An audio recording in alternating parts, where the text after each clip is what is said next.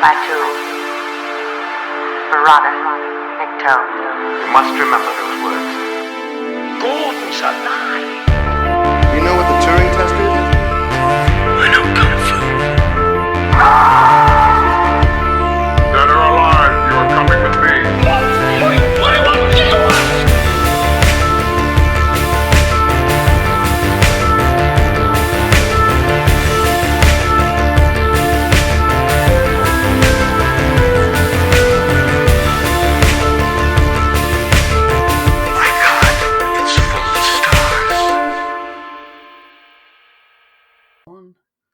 Ladies and gentlemen, welcome back to Stories Out of Time and Space. We've of course been doing our deep dive, our epic journey into Red Dwarf. We've gone through all the classics and we're now entering the more controversial years of the series.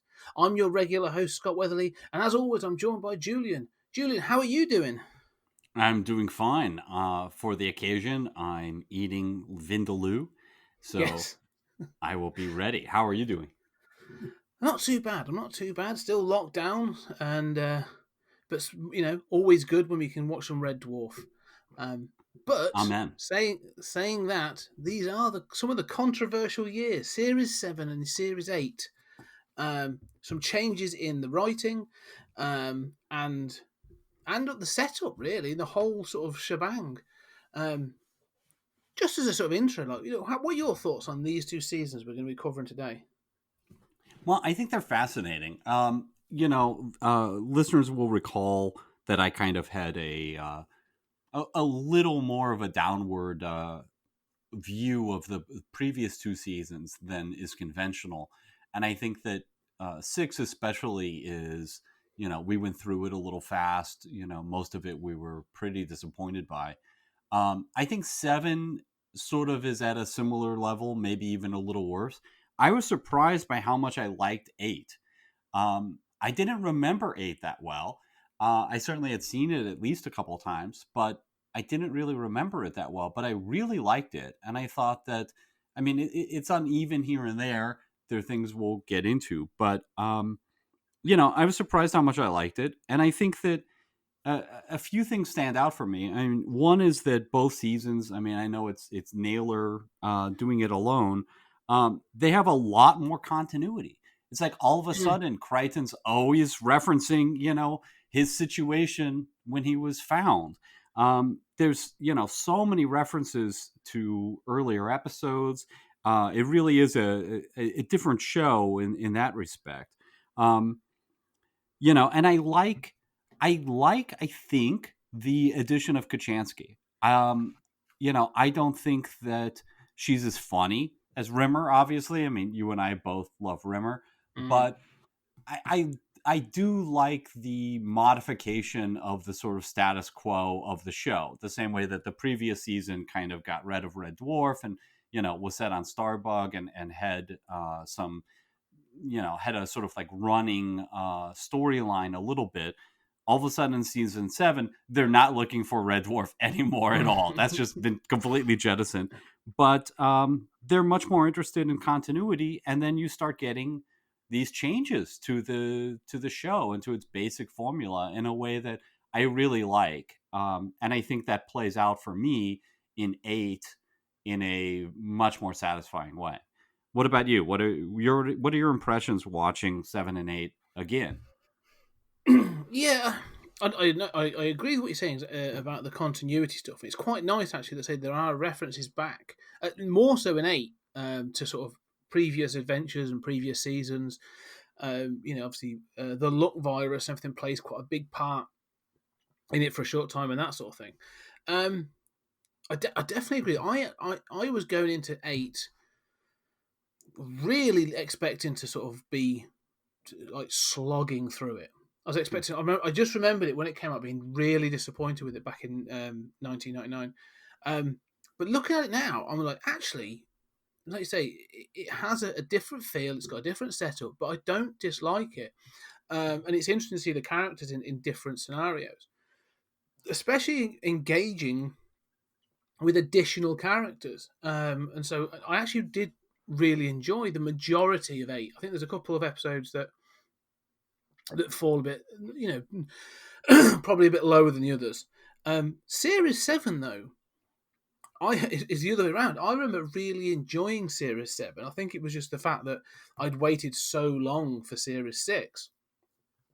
Following Series 6, to know what happened with the cliffhanger and everything, that I remember really enjoying Series 7. But going back to it this time, it sort of, for the most part, fell flat. There's some really good bits in it, don't get me wrong. There's some excellent moments, but they never sort of... There's no classic episodes. And I agree that the addition of Kachansky actually sort of, again, they're changing the dynamic, and I enjoy some of that. But it's more sort of... Series 7 feels forced in some ways. And so I sort of struggled with some of the bits and pieces. But then there's other bits I really, really enjoy. So, it was a really uneven experience. But Series 8 was a nice surprise, actually. And I say when we get into it, we'll sort of talk about why.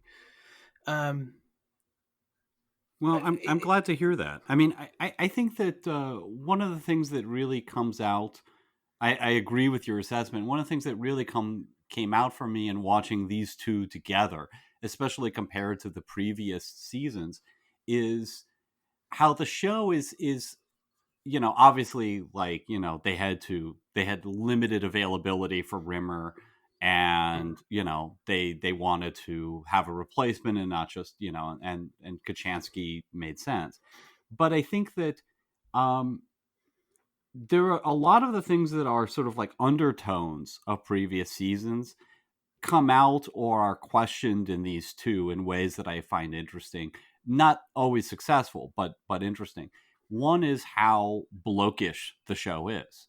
That there's no female cast member. I mean, it's not that Rimmer and Lister sit around objectifying women all the time, but I mean, you have episodes where like Dave gives Arnold his memory of a past girlfriend. I mean, literally, the past girlfriend is an object to be passed along, right? Yes. And so having Kachansky on causes sort of discussion almost of how blokish the show is, and it's fun watching Crichton struggle with the ironing panties and bras, but which is a little silly, it's a little forced, but and I agree with you. I mean, Series 7 does feel forced. I think the number one thing for me is it's just not funny.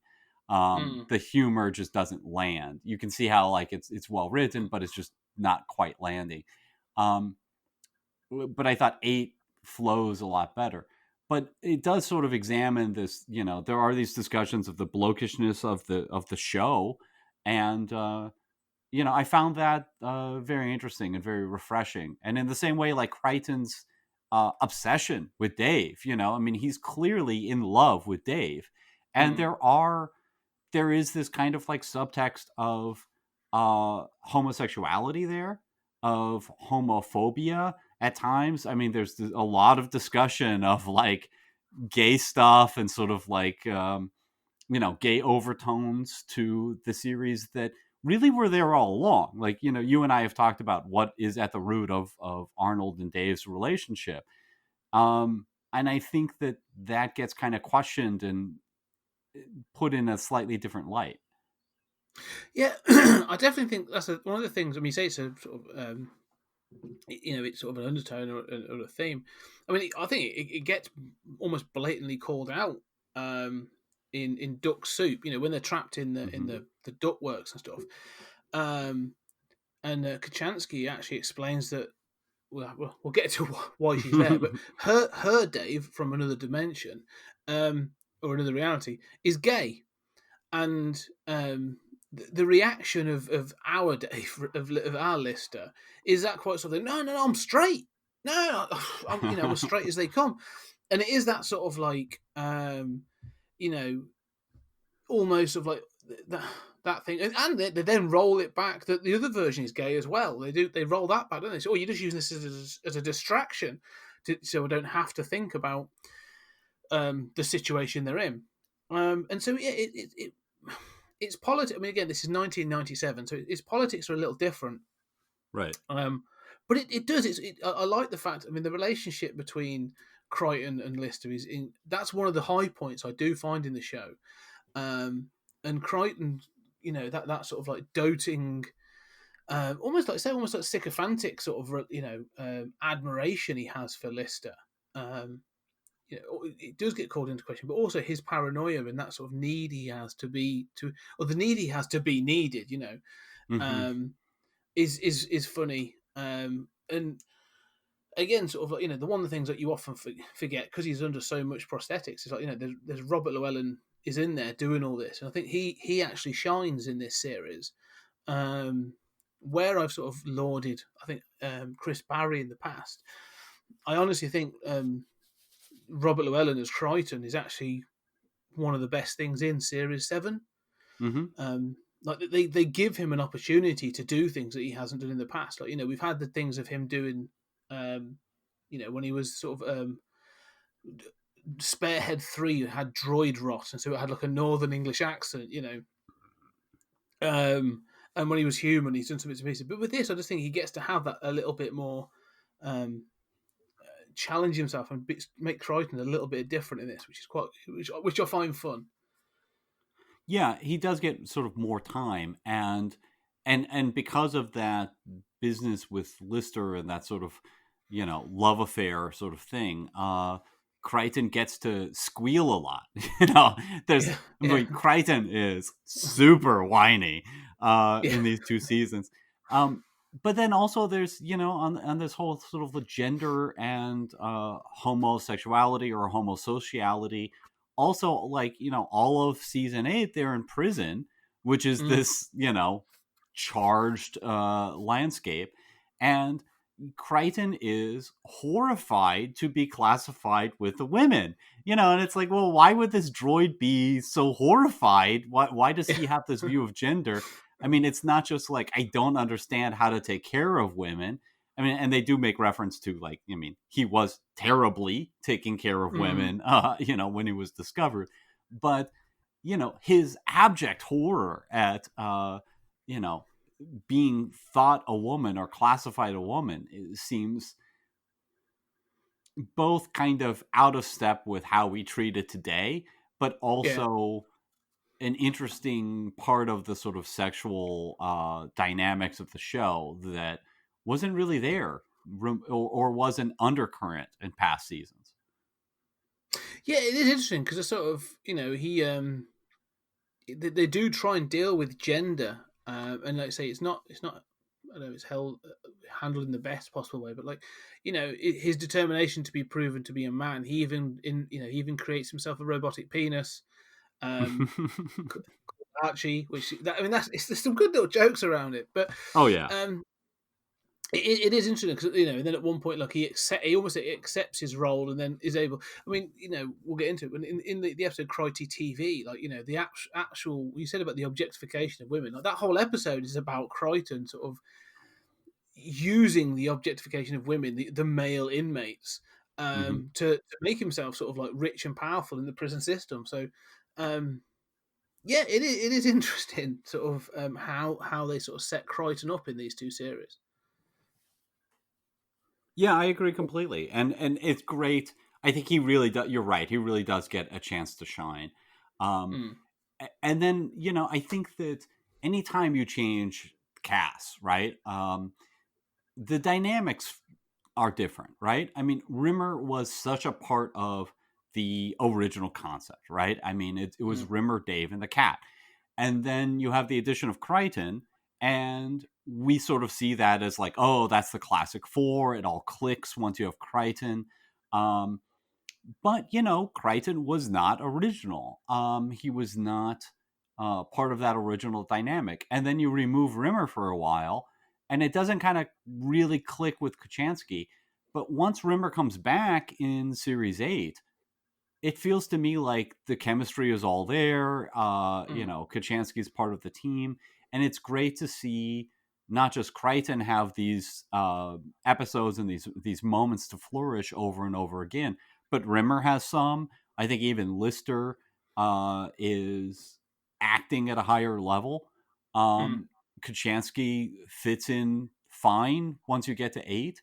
Um, and so, it's a different dynamic, but it takes a little while to settle in. And I don't think it works as well without Rimmer, or maybe it would have if they had gone on. But, there is a sort of at least a couple basic changes to the dynamic of the show. And I find it fascinating that it works as well as it does, despite the lulls in 7. Mm. Yeah, eight's an interesting reset, and it's when we get onto the futures. The reason I say that these two are sort of controversial and almost like an anomaly in the um, continuity of the entire show is obviously this is the end of the BBC era. So Series 8 is the end of the BBC creating and producing Red Dwarf. After this, we get a very large break, and we will get onto those episodes. And you get what's made by UK TV for a channel called Dave. And those episodes fall straight back into step of the classic setup. And so that the end of 8 is an interesting one. We will get to it, but the resolution, and does it actually have any? Is there any continuity ongoing for the future series? But let's jump back. Let's start. As we do, we get into the episodes. Yeah. Because each series has got sort of like 8 episodes. So it's a bit of a lot. There were longer runs as well, which is interesting. But starting with series 7, the other things to remember for series 7 is, like you say, that Rob Grant had it's Grant and Naylor. So it's Rob Rob Grant had left. So Doug Naylor was obviously just doing the work, doing the writing. But also they removed the studio audience for Series 7 in order to film it more theatrically. They went on location more. The sets were bigger. They tried to film it in a theatrical way. And the BBC were determined to sort of have a different look and feel to the show, bring it up to date. There's introductions of more computer special effects. And off the bat, the one thing I will say as we get into this is, I think the cast really struggle not performing in front of a studio audience. Yeah. I honestly think that's a part and parcel of it. But the first thing we do as we get into all this is they have to resolve Series 6. So Series 6 left us on a cliffhanger. We'd had the future Dwarfers from 15 years into the future come back, and we'd had a battle between the current Red Dwarf crew on their Starbug and the future Starbug, and they both were destroyed. That's the end of Series 6, is you see Starbug being destroyed, just as Rimmer, in a moment of heroism, is about to destroy the time machine. And so we basically get a little bit like what you get at the start of Series 3, if you want to slow the scroll down, is a little bit of Lister sort of providing a gobbledygook explanation as to why they're there, and actually how come now Starbug is massive and they can have multiple sets, including a sleeping quarters, a galley, engine rooms, and all that kind of stuff. Which I'm not going to get into. But what are your thoughts on the sort of like the way they get over the cliffhanger of Series 6? It does not please me. I think that it's satisfactory. Essentially all they do is, it starts with Lister amusingly using a camcorder. There are those sort of moments. I mean, later on you have the captain of Red Dwarf watching a television. Yeah. There are these odd technological moments, but when he explains that, the future selves killing them created a paradox. Essentially, Rimmer saved them all by blowing up this time thing, and then the first episode, Ticket to Ride, is sort of following up on. In a way, it's following up on the previous episode, but only in as much as it's about whether they will get that time device again or not. But I think that, the sweeping under the rug, I mean, it just feels as if that climax is resolved in the opening minutes, and so that's not very satisfying. On the other hand, it's so much better than the opening of 3. Obviously I've made my peace with that, but I always find when I hit 3, the lack of resolution, that crawl is just really annoying to me. I mean, you have to kind of get over it. Here, at least, it's on screen, and you can think, yeah, okay. I mean, I there have been worse resolutions within an episode. It's just a little annoying that it's a quick resolution to a cliffhanger. What are your thoughts? Yeah, no, I agree. It is. It's sort of for want of a better, it's slapdash. It's that sort of thing of like, all right, we can get rid of that, but it almost they try to build into the first episode. And this first episode, the fact that the whole premise is the sort of like, oh yeah, because of these events that happened, I mean, it's based on a single joke. The problem with this first episode is it's sort of based on a sort of a bit of a single joke that they try and then expand. But you've had this whole thing of like, well, when we have the time travel device, it causes all these problems, and it's really dangerous. And we're now living in this unstable paradox that we don't really understand. So, again, never referenced in the series. It's sort of just that's it. We're now living in this unstable paradox. So we can't have the time drive. And then they go, well, we could do it for this purpose. And then it becomes just Dave using that to go get a whole bunch of curries at some point, and they travel back in time, and it sort of causes all this other stuff. And again, it sort of gets to that whole thing around, as we've come to, before, we're going around the cycle of how this show deals with time travel. But again, I don't know, this first one, it's got some interesting moments, but it then, I don't know if what they're trying to do with him, but it starts to sort of almost piss on its own continuity. So one of the things they sort of seeped into the show a little bit in series 5, but they played with quite a lot within series 6, was Cat having almost like astronomical senses. Like, he could sort of his center, he could smell things out in space, which is ludicrous, but he was often right. And in this first episode, eventually they come across a dead person. He sort of sniffs it out, gives away all this information, sort of like, Right. CSI way. And then it's proven to be completely wrong. But what happened to everything you were doing in series 6? It's like, and it's the same thing. I just feel a bit like, I don't know. I'm not going to say that because it's the same creator, why you'd want to sort of like, do that to the continuity, but it's almost like, well, you set something up which actually worked quite well. Why not keep it? Now you're actually literally pissing it away. And they just feels like this first episode almost feels like they're trying to do it's like a soft reset. Mm-hmm. But they don't want you to think about what's gone before and stuff. And so, yeah, I don't know. I struggle with this first episode because it just feels the story is daft.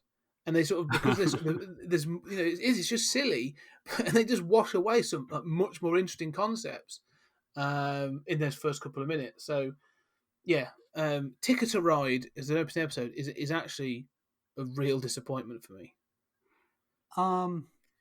I guess that I have a little more nuanced view. I mean, or a little more mixed. I mean, I think that the cat thing bothers you more than it does me.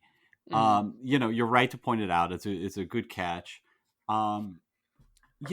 This is a show though that has made Rimmer a man who's only had sex with one woman, who then isn't. I mean, there are a lot of continuity changes between seasons. You're right about that change to Cat. On the other hand, the same episode, at the same time that it's ignoring continuity there, it is revitalizing the idea of Crichton's multiple heads, Crichton's penis tube, the crotch tube. I mean, there are a lot of callbacks even in this first episode. Not only, the resolution of the cliffhanger and like bothering to do anything with the time drive. So, I mean, it's strange that they have a whole bunch of callbacks and miss the cat stuff.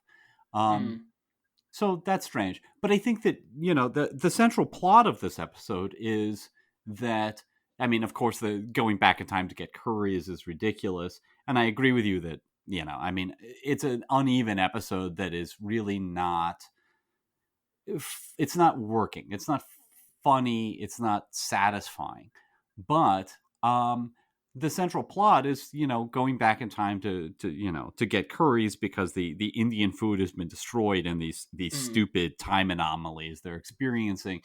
They inadvertently save John F. Kennedy's life, and there's a little bit of there's slapstick with Oswald. They knock him out of a window, and then Oswald is on the ledge, and and then they alter the timeline, saving Kennedy, and I think that stuff is interesting. I think that stuff is uncomfortable. I mean, I think it's very uncomfortable. It's not clear what tone they wanted to have. You know what I'm saying? But I still think it's fascinating and brave. No, I think you're right, and I think maybe that's the problem. Is there's an uneven tone, and I think that is part of the problem. Because I think so. You're right, because this notion of if Kennedy had survived, it would actually bring America closer to nuclear war and all this other stuff, and obviously the potential for the impeachment is really interesting. But again, like I say, the tone just feels sort of uneven.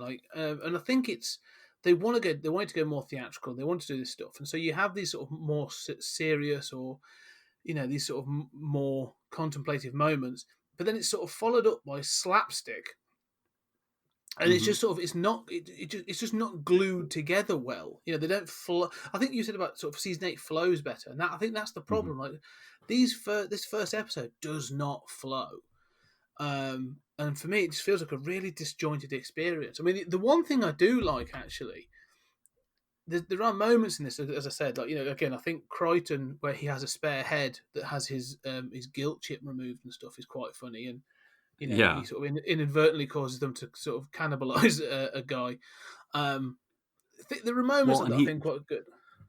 He smokes and he says, you bet your ass, that is a highlight. Yeah, I agree.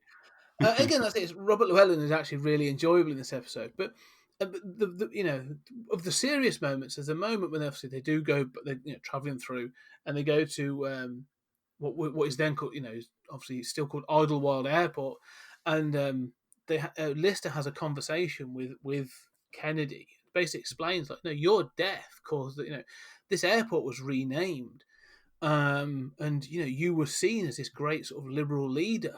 That you've sort of basically screwed that up. The only way we can do it is that day in Dallas. You need to die, and the acceptance of Kennedy's acceptance when he uses that line. Think not what your country can do for you, sort of thing. And Lister's response is that would have been a good speech, and so it was. I like that little moment, because there's that sort of acknowledgement of. Me giving my life actually could make my country a better place. That's the only sort of dramatic moment in the whole show that I feel works. And but for the others, I don't know. It just feels a bit just disjointed. I think is the only way. If it's like they're trying something new and they haven't quite, like you said, got the chemistry, and because they're so used to almost like the setup and the patter and the rhythm they had the show before. It sort of falls into that and then tries something different, almost in a single scene, and I think it struggles with it. I don't know what you think. Yeah, I mean, I agree with that. I think that the JFK stuff, if you just describe the bare bones plot, right, that they inadvertently save Kennedy, that winds up producing a sort of dystopia. It's very unconvincing, the explanation for that, but whatever. And they have to convince Kennedy not only to die, but to be the shooter on the grassy knoll to kill himself. That is funny, potentially poignant. I mean, a brave sci-fi idea. And in fact, it's one that Gene Roddenberry had. It was the idea of involving time travel with the Kennedy assassination was something that Roddenberry wanted to do for Star Trek II. So we could have gotten Tika to Star Trek : Tika to Ride instead of The Wrath of Khan. But you can see why, like, Paramount would say, there's no way that's a good idea, right? We're not going to spend, $20 million on this idea that is inherently so problematic. So, I mean, I like that basic plot, and I think it's brave, it's interesting. There are elements that work, there are elements that don't work, but I even like the odd tonal inconsistency. I mean, nothing is weirder for me than having a kind of like Marx Brothers scene with Lee Harvey Oswald out on the ledge. Like he ties a rope to himself, like as a lifeline. And there's this comedy as like Dave opens a window and says, "What's this rope doing here?" and pulls on it, and Oswald has gotten back in on the other side of the screen, and Oswald's pulled out of the window and killed by Dave pulling this line, all of which is totally ridiculous. I mean, turn to your right and notice there's a guy coming in through the window. That's just classic kind of slapstick, silly comedy. And the fact that you're doing that with the assassination of John F. Kennedy, this sort of like, especially as an American, this sort of like religious moment in our national understanding, is so and a moment that is taken seriously in the script and other places. I kind of love, in a perverse way, that the sheer perversity of what they do with the Kennedy script. I can see what you're saying, and maybe it is that. Maybe it is a national thing, that sort of, and the payoff, maybe, for an American audience, because again, I think they would, this is obviously almost feels again like they're trying to do something for the American audience, because they could have done this as a British thing, I suppose, in some way. I don't know, maybe killing off Churchill before World War II or something. And didn't they? They chose that as a choice, for a 20-minute, for a half hour, 40-minute show. So there was clearly a choice being made there. So I can see what you're saying. And there are scenes, like you say, there are certain slapstick scenes that do work better than others. But yeah, no, I don't. Going back to watch this episode, I worried, but by the end of it, I sat there after the end of this episode, and I was like, I really liked this season the first time. If this is episode 1, what am I going to be thinking for the rest of the season? So I was, it made me, this episode made me nervous in the sense of like, oh yeah, there are fine moments, but the one thing, all I could think of in my head was some of the stuff that happens in Beyond a Joke, that one of the later episodes that sort of involves the sort of the sense and sensibility stuff. I was thinking like, right, if I'm not enjoying this, by the time I get to sort of episode 6 and 7, I'm really going to be disappointed with this. I was really starting to worry straight off the bat about this series for that first episode. And that proved correct in your case. We'll see, because there are definitely some moments in the series that it picks up. But I don't think for me, I'd say the first episode for me is probably one of the weaker episodes of this series. I'd say my concern doesn't fully play out. There are definitely some episodes that are better than others, but there's also some absolute dross in here as well. But yeah, so Ticket to Ride, it's any other comments on it? Yeah, I mean, I do wonder about that difference between, the American audience and the British audience. I mean, I couldn't care less about Princess Diana or the royal family. I mean, I think having royals is an embarrassment to Britain, frankly. Having said that, like, I could imagine a Princess Diana episode, being quite controversial. And being interesting over here, but maybe not being as controversial. Yeah. Well, if it had come out in 1997, it'd be very bloody interesting because that's something quite predictive. Right, Dodi El Fayed. Yeah. Yeah, that's it. Yeah. I'm pretty sure someone would have been asking some questions at the BBC if that had been aired. Well, they do have time travel. But Yeah. I mean, I find the explanation. I have to remark that it's weird to me as an American because, like, in some ways, the understanding of American history is like clearly there's a concern for Kennedy. There's an appreciation for Kennedy. Obviously, Kennedy was beloved around the world at the time, and still is to some degree.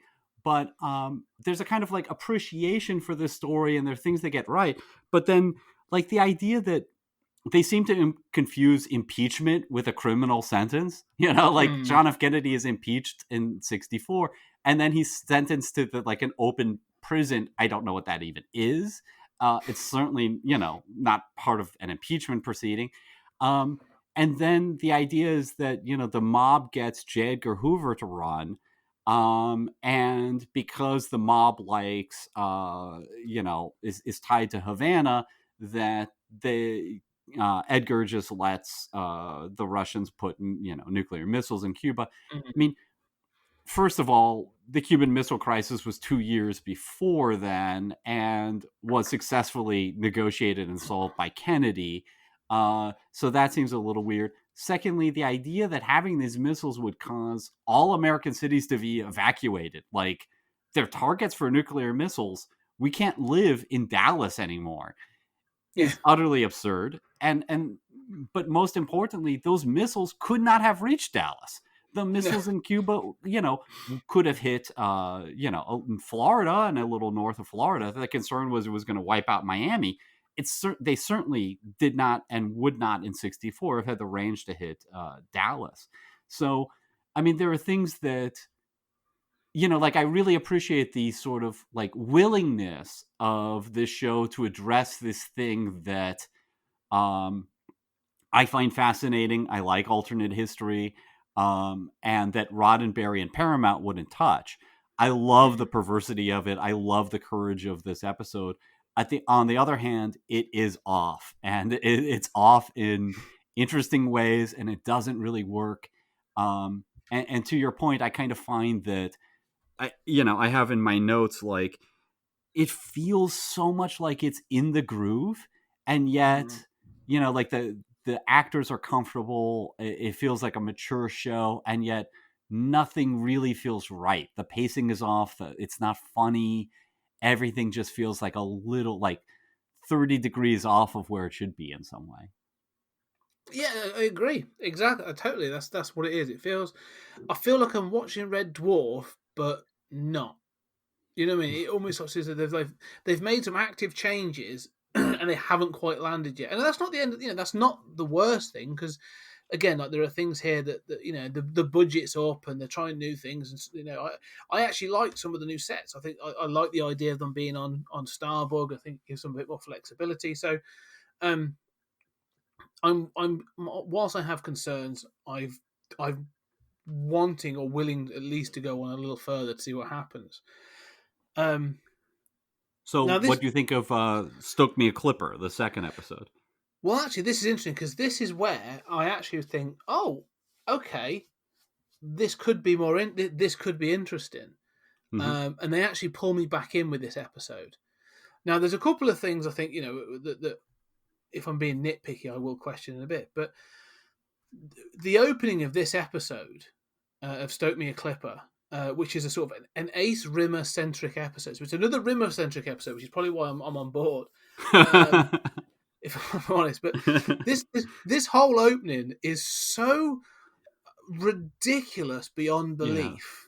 Then it's so farcical and so slapstick. I'm bought it because I'm like, oh, this is some of the stupidity that I'm used to. This is the sort of the ludicrousness I like.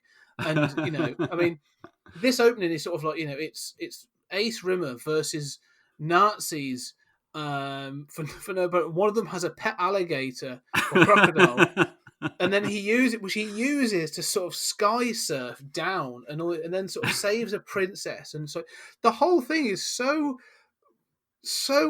over the top and ridiculous. That sort of like that tone of sort of, you know, where they're trying to get that sort of serious tone in the first episode. It's just like it's nowhere to be found. I mean, there are moments later in the episode, but like nowhere to be found. And then the fact that it's topped off by a guy that comes up and actually says like, you know, what a guy, and in German. Yeah, I love this opening again because it's me sort of too. like it's so absurd. But I'm laughing again.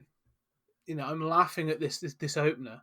And I'm really, you know, I'm thinking, oh, so what's going to happen? So to introduce Ace Rimmer properly again, not just as a sort of a shoehorned in like they did in 6, I'm on board, and I'm sort of, okay, great. We're going to get proper Ace Rimmer. It turns out we don't. We get a, but in a way we do and we don't. But no, I like this episode, and I really enjoy sort of the dilemma that is presented to Rimmer as well after all these years.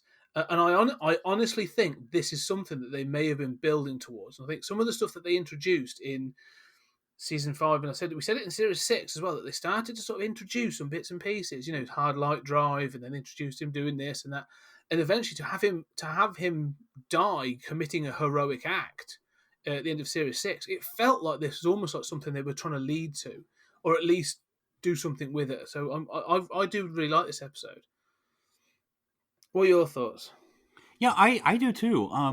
I think that sort of the teaser before the credits is it's almost like a mini Ace Rimmer movie.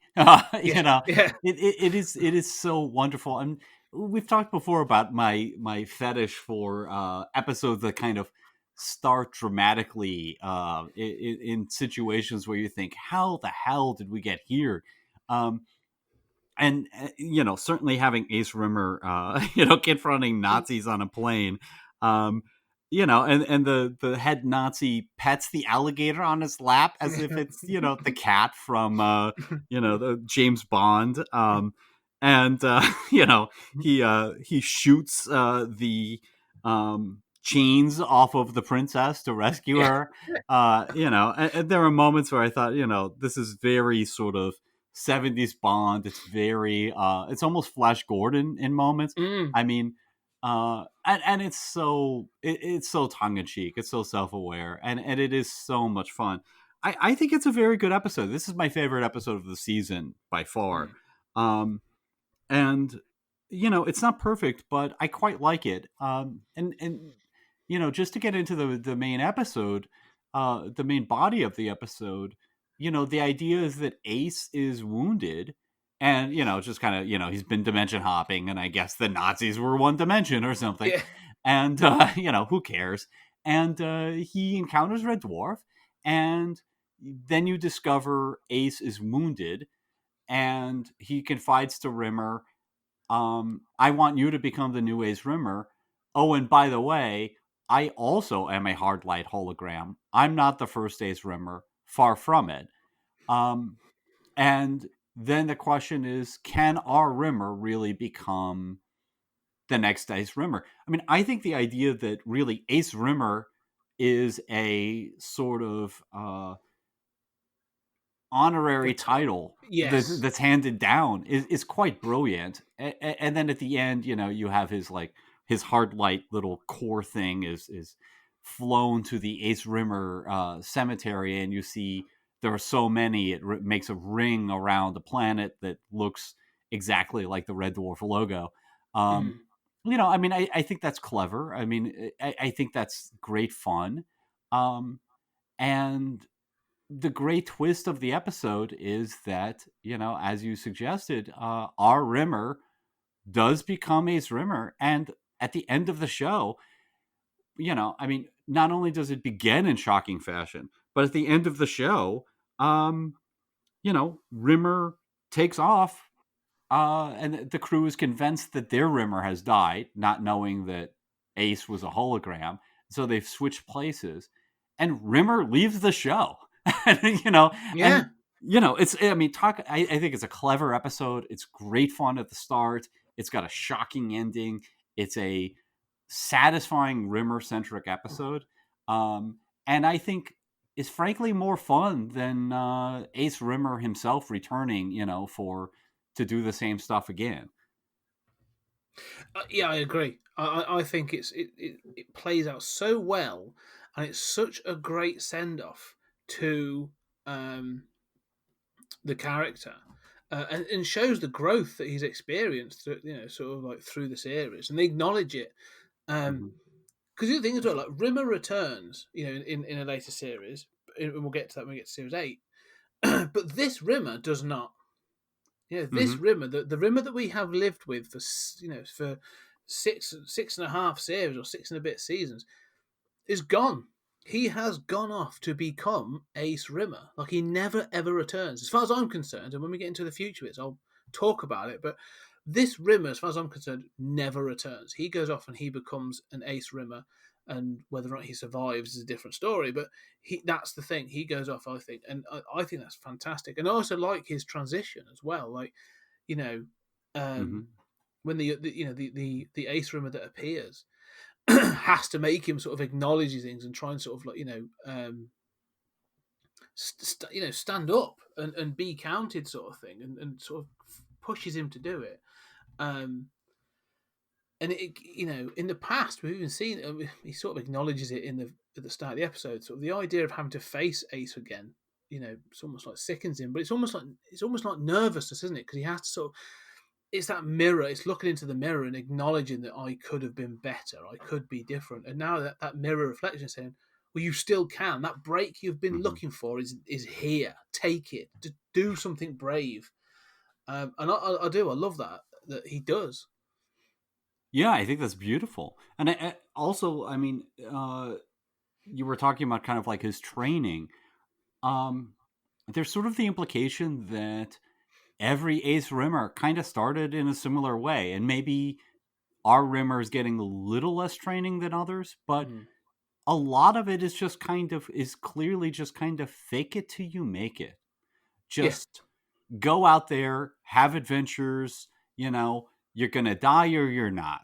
But you cannot be scared. And to your point about sort of that training sequence, I don't think that there is ever a more loving thing that Lister does to Rimmer than helping him become Ace. Mm. So, Yes. No, go on. Sorry. I agree. yeah, I mean, it's kind of, yeah, I mean, at no point does Dave say, oh, yeah, it'd be good to be rid of you.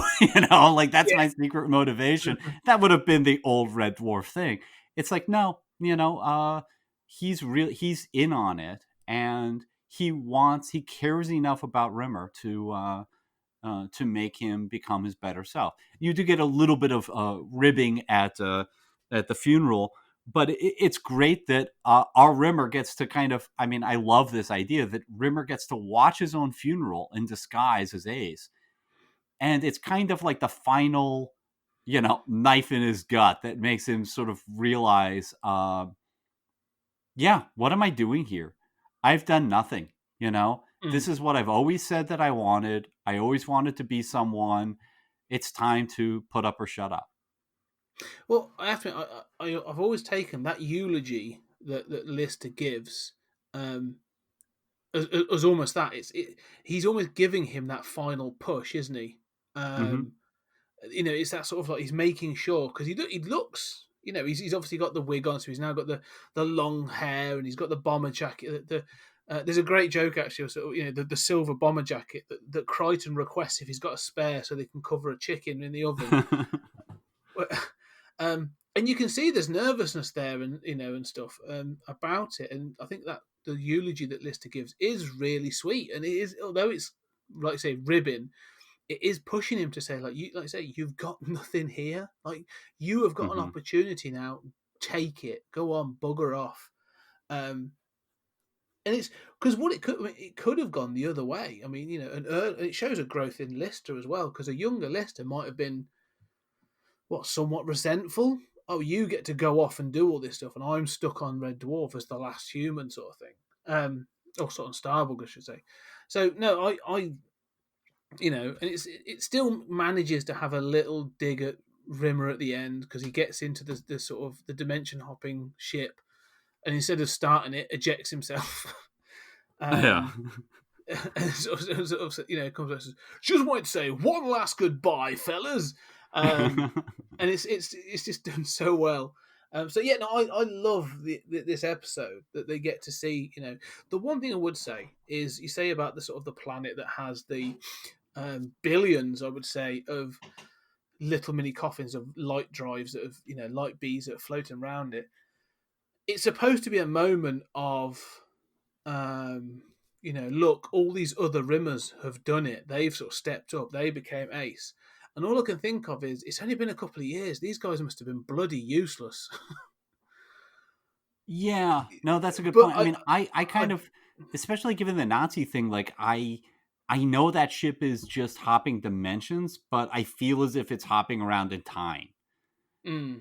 And that's just what I feel. I mean, there's no evidence for that, but you're completely right. If it's not like hopping around through time too, and there's no indication of that, you're right. I mean, chronologically, it's been like a couple years. There should not be billions of dead listers. And again, dead they do have to go through what looks like some sort of space portal thing to get to that planet. So who's to say that that planet doesn't exist in another place and time anyway? And those billions could actually be from multiple, across different. Those could be ones. It could include like future Rimmers. It could even include our Rimmer. At a future date. You don't know. And it could just be all of them, across time and space. So it's a great notion, though, that they've all stepped up. That actually Rimmer, in the heart of it, at his very heart, will do the right thing, which I think is quite cool. Yeah, and that does suggest, like, look, as terrible as Rimmer is, and we've talked about how we oscillate between sort of sympathizing with him and detesting him. Yeah. That ending suggests that, the percent that has manned up, so to speak, is about 100. That how, for all of his faults, when he's given that opportunity, at least by another version of himself, when Ace turns to him, I mean, if originally Ace had turned to him and said, he does try in the original Ace Rimmer episode, to say, like, you can do this too. It tries to encourage him a little, but he's still sort of more patronizing. He's still sort of more disgusted by this pathetic version of himself. But this Ace Rimmer, who's one in a line of holograms, confides in him, has a very different approach that is sort of, more loving, more gentle. And I mean, we're left to believe that has worked 100% of the time. Yeah. And like you say, I think this is definitely my favourite episode of this series as well. I think it's a great episode. And consider, having had the disappointment of Ticket to Ride, to have this episode is a real lift. I'm like, oh yes, this could actually be really, really good. I mean, again, there's the sort of concern of like, okay, well, they're losing Rimmer, who has been one of my favourite elements of the show, so I'm not sure what's going to happen. But this feels like a respectful payoff to the character, and it's a solid episode. It's funny. It's got some poignant moments. Like this is like a really good, solid episode. And so I really enjoyed this one. Yeah. Amen. I mean, I think that ejection at the end that you were talking about, while a joke, I find it actually kind of touching. And I find the sort of training sequence with the dead Ace Rimmer also kind of touching too. Like, our Arnold is like, yeah, I can't measure up. And they could have underlined this more, but we see Ace, actually hologram Ace number 5 billion or whatever, says, okay, just put on the wig, and if you can pretend to be me, then you've got it. And it's not clear really. It's kind of hinted that he's dying, so he doesn't really have time to train him much better. Mm. But there's kind of the underlying theme, like, did any of these other hologrammatic listers do that much better? Um, Mm. you know, I don't know that they did. And if Ace Rimmer always finds the next Ace Rimmer when he's basically dying, it's not like he had, it's like, I'm going to train you for years, Padawan, Yeah. No, I mean, so to me, like, that ejection seat thing, it's a gag at, okay, he's still Rimmer, but I also find it kind of heartwarming in the sense that we have every reason to believe he will become Ace Rimmer. That if Mm. all those others did, ours will too. And I like seeing, it's almost like seeing an immortal, perfect character, like, whether it's Indiana Jones or whatever it is, James Bond, being scared, making Mm. mistakes. And yeah, they're going to become immortal. They're going to be legendary. They're going to be wonderful, but they weren't always. And I No. think there's something very heartwarming and comforting about that. Yeah, I agree. I mean, you get, the thing that Fox mentioned, you get to see Arnold Rimmer's sort of first confrontation as Ace Rimmer, and again, it's showing Dave sort of helping him and setting him up. Like, there's been a sort of a subplot of Lister using the AR machine to basically go and have sex with a pretty princess in some sort of like jousting game. And then then they have a gag of the knight that he beat using cheat codes as well, which is quite funny. Um, um, Comes out of the game into reality and actually confronts Ace. And he does. He steps up. He takes him on. I mean, they have jokes about him trying to talk his way out of it and sort of slime his way out of a little bit. But eventually, he grabs one of the bazookoids and takes out the knight. And he's like, I did it. Like, he has that moment of like, I can do this. And I saved the ship. It's quite, he rushes in to sort of say like, I did it, and you find out that actually it was a setup. Like, it was Dave in a knight's outfit with a voice changer and all this other stuff, and it was blank bullets in the bazooka and stuff. It's a setup, but Rimmer doesn't know that. That's the important thing. He thinks it's legit. He thinks it's real. Mm-hmm. And so that's that's what sort of pushes him up to say, okay, I can do this. And so yeah, I like the fact that, like you say, that Lister actively takes a part in training him, in sort of in secret, but like, he's actually wanting to do this, and sort of like he's obviously collaborated with the dying Ace to make it happen. So no, I think it's really cool. I think it shows their relationship, and again, like you say, there's a moment at the end.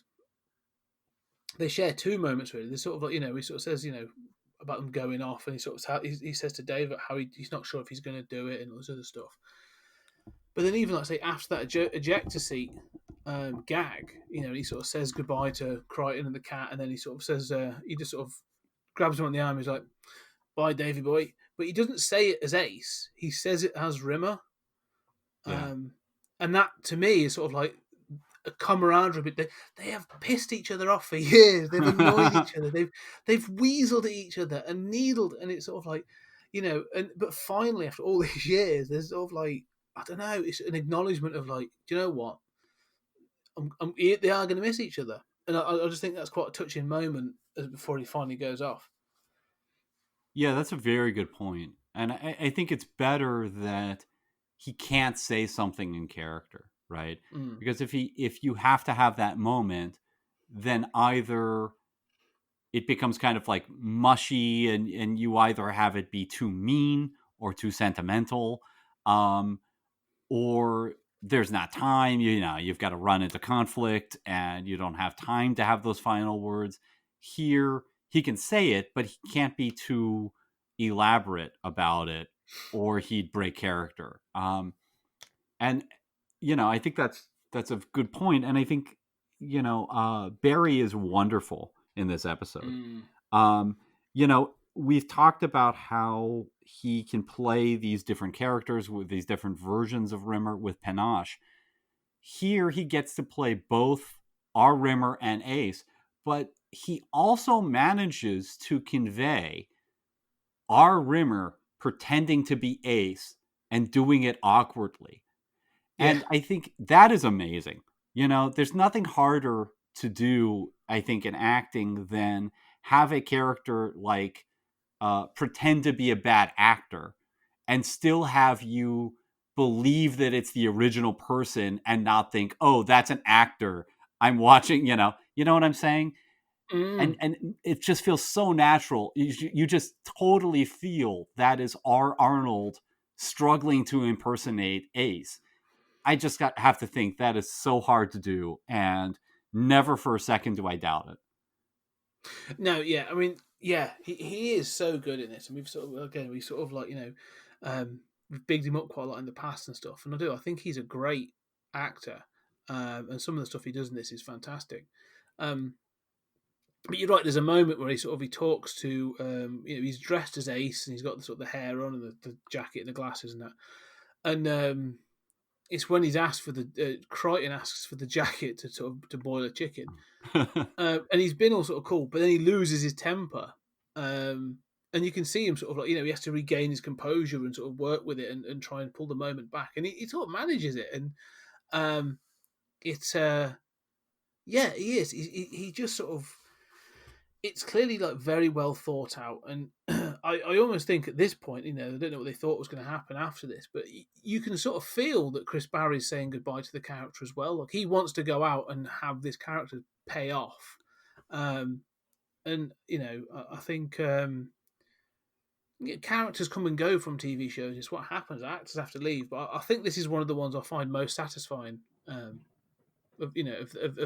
characters leaving TV shows. Yeah, I agree.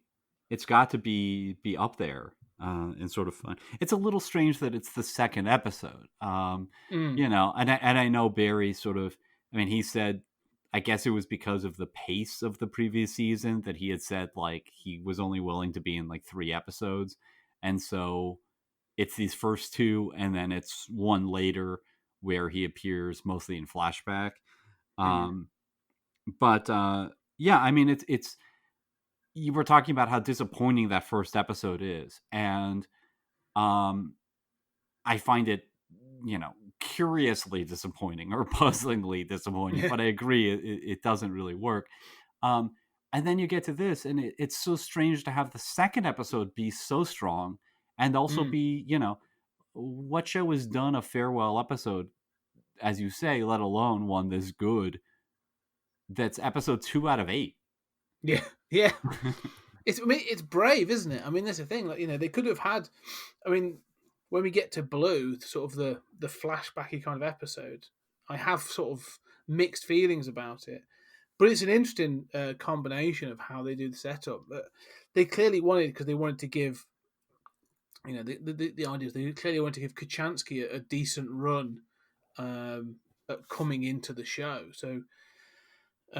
The decision we made, second episode in, but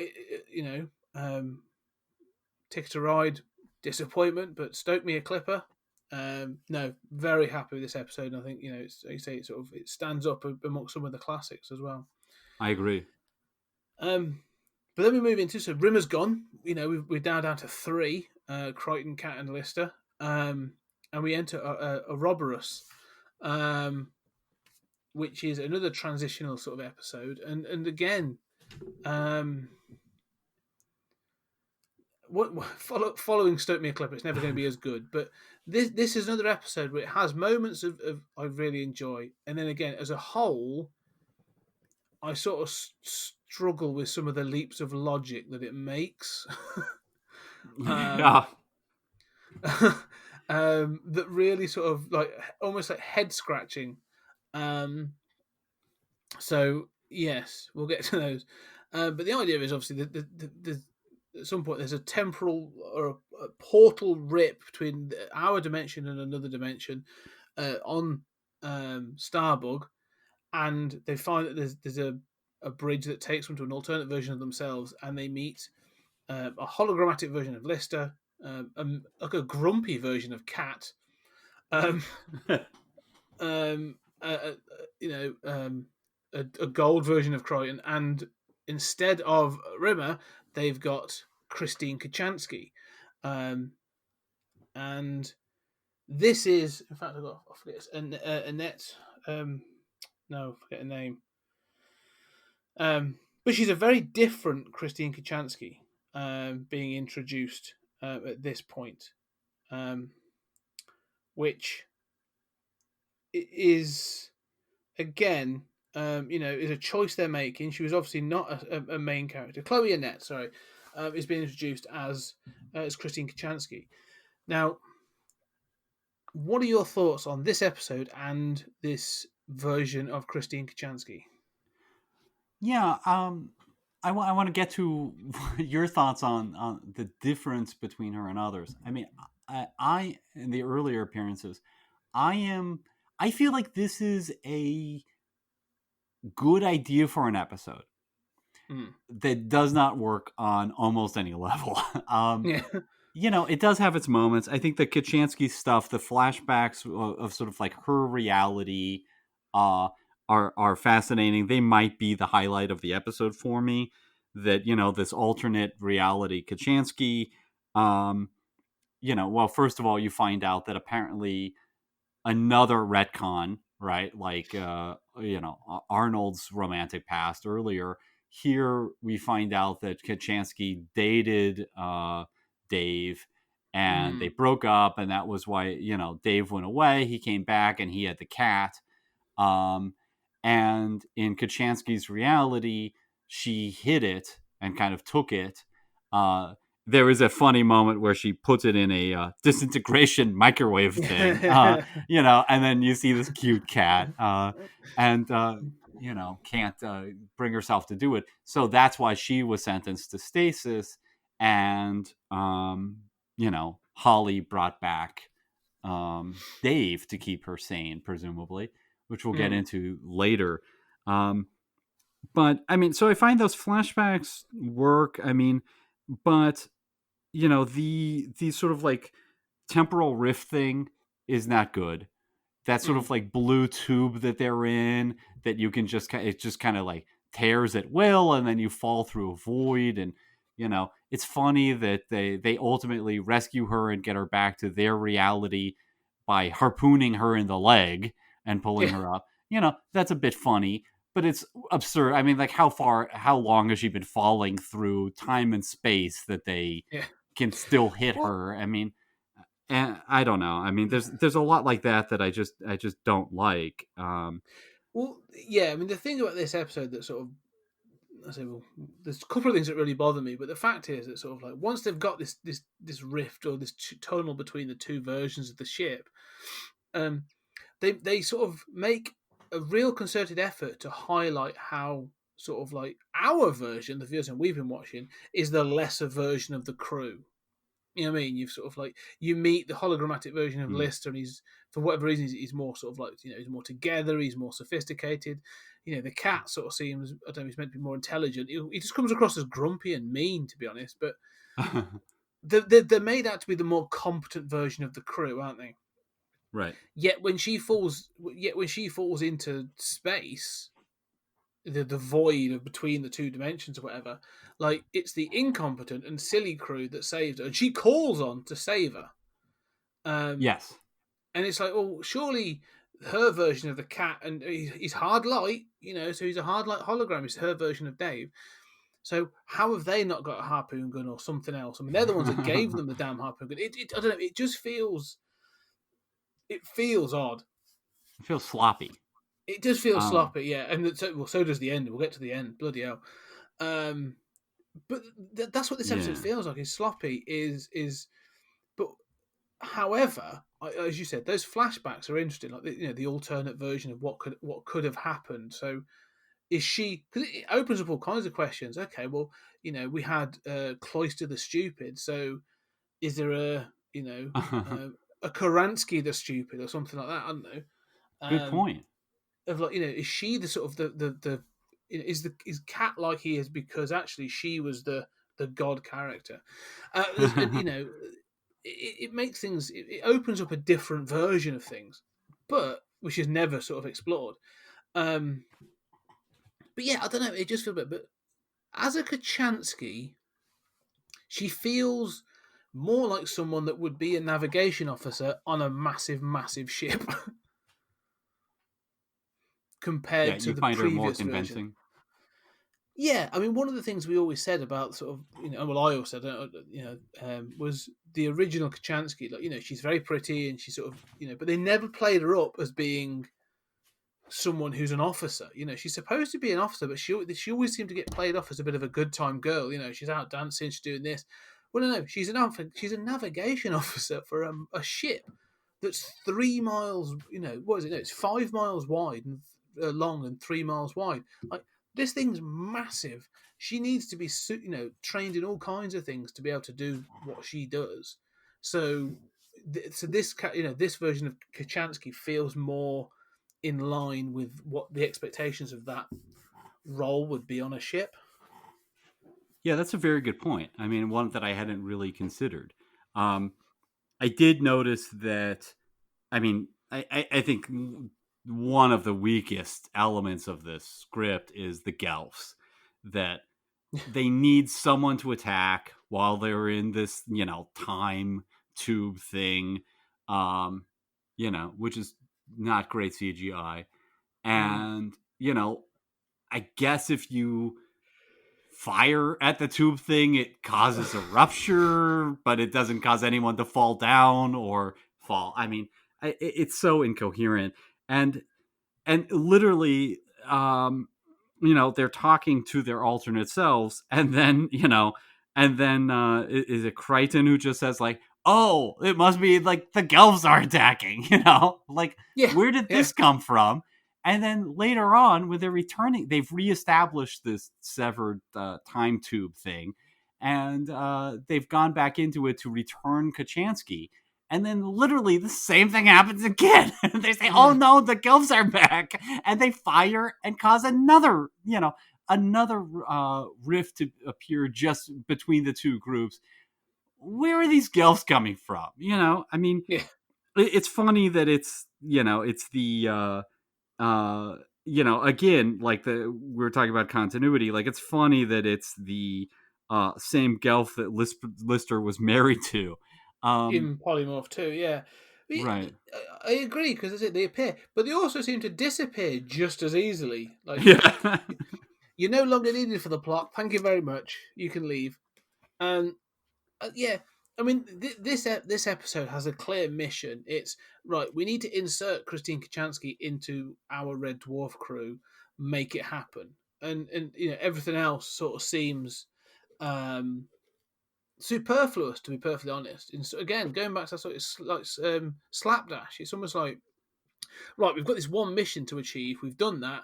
Everything else can just be a bit rushed, or we can sort of force it together. I mean, the episode's called Ouroboros, or Our Rob or Ross, as in the Scouse accent. But that whole underlying thing. So the other thing that sort of sits underneath all this is that it was clearly this again is continuity, because it was stated in a much earlier episode, I think in series 2, that Lister was found in a box under a pool table in the Egbert Arms. Like, that's been stated. That's fact. And then you've got this thing that sort of, that's raised again, and you get this whole thing around it's like an in vitro tube, so Kachansky's eggs are in there, you need Lister's sperm, they want to create this baby. And then they have this whole thing of sort of like, all of a sudden, Lister figures out, once it's sort of been combined, that he is his own dad, and Kachansky's his girlfriend and his mum, and they've got to go back in time to place the this child under the pool table, and the Egbert Arm, so that he can grow up to become himself and all this other stuff. And they have this idea, this sort of they've clearly got this idea. This is a sci-fi concept of Lister going through this time, this loop. This idea of Ouroboros.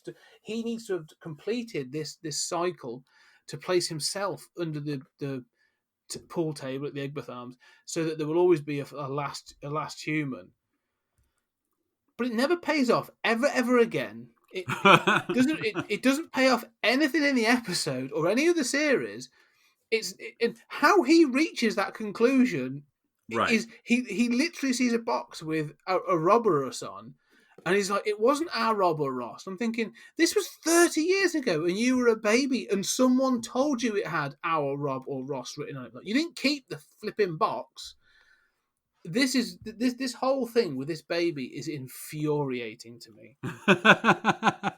It's so ridiculous.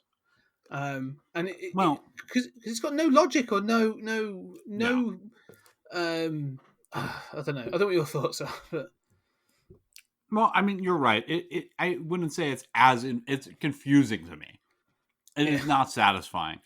You know, I mean, not only that, but the box that says Ouroboros is just like, you know, Ouroboros batteries. It's not even like Kachansky's presence triggers them to discover this. They're just like, oh, well, I found this box. We need some batteries. There's no reason why that wouldn't have happened in the previous, you know, years. You know, if that's the only thing he needs, why is that memory triggered in this episode? I mean, I feel like, first of all, I hate stories in which somebody replaces themselves in the timeline. I mean, I like deterministic time travel stories, as you know, but I really have an antipathy towards stories where like somebody replaces their younger self somehow. And I think, okay, each loop, you're like 20 years older. You understand this, right? You don't magically de-age when you replace. I mean, so he is the product of incest with himself. Every time this loop repeats, he's getting more, you know, inbred. More. I mean, this, you know, and then, as you say, this is never mentioned again. He goes right on to romancing Kachansky, who he knows is his mom, in the next episode. And I think at the end, like, it feels like it could be something. Like, it's the kind of thing where if you don't think about it, you think, oh, I'm not really clear on how that worked, but yeah, okay, they're going for something smart. But no, they haven't thought about it at all. It just does not work. It could be really good, and it just feels like they didn't even try. Yeah. It's so tacked on, and you know, it doesn't seem to pick anything up or pay anything off or wrap anything up. I don't know. It just feels like, say, it's almost like if this was a film, if this was like a feature film that went out and this was in there, you'd think, all right, that's from a previous draft or a previous writer and they've just forgotten to take it out, or you know, it's an idea that sort of stuck around. It might be something like that. It just doesn't. If anything, you're right. I mean, one of the weird things is, as you say, it makes the relationship after this incredibly icky. Yeah, you know, in many ways. Hey, Mom. Yeah. And so it could have been interesting. It's an idea, but like it doesn't seem to do anything. Like, you know, yes, he was abandoned as a child and left under the table, but sort of like I always felt the point of that was that, you know, was this person who was abandoned and you know and raised through foster families and all this other stuff. Although it must have been adopted because at some point he refers to his nan in the very first season, but against someone who did have parents, but they were just crappy parents, and you know, so you get these two sort of comparisons between Rimmer and Lister. But yeah, this just feels like needless sort of like character development that just doesn't go anywhere. It's bizarre, and just makes not only for like, that. No, yeah. Well, not only that, but I mean, the idea that he's somehow like, and he gives voice to this, is he's leaving himself. The idea that he is the last human, and he's always going to be the last human because he's in this loop, is like, you know, it's a kind of clever idea in the sense that like Moffat Doctor Who clever, right? Like, that's a smart idea. Maybe bother to come up with a story around that. But that doesn't really make sense. I mean, when he's left in the box, he's not the last human. He becomes the last human and then creates himself. That doesn't mean that he's eternally the last human.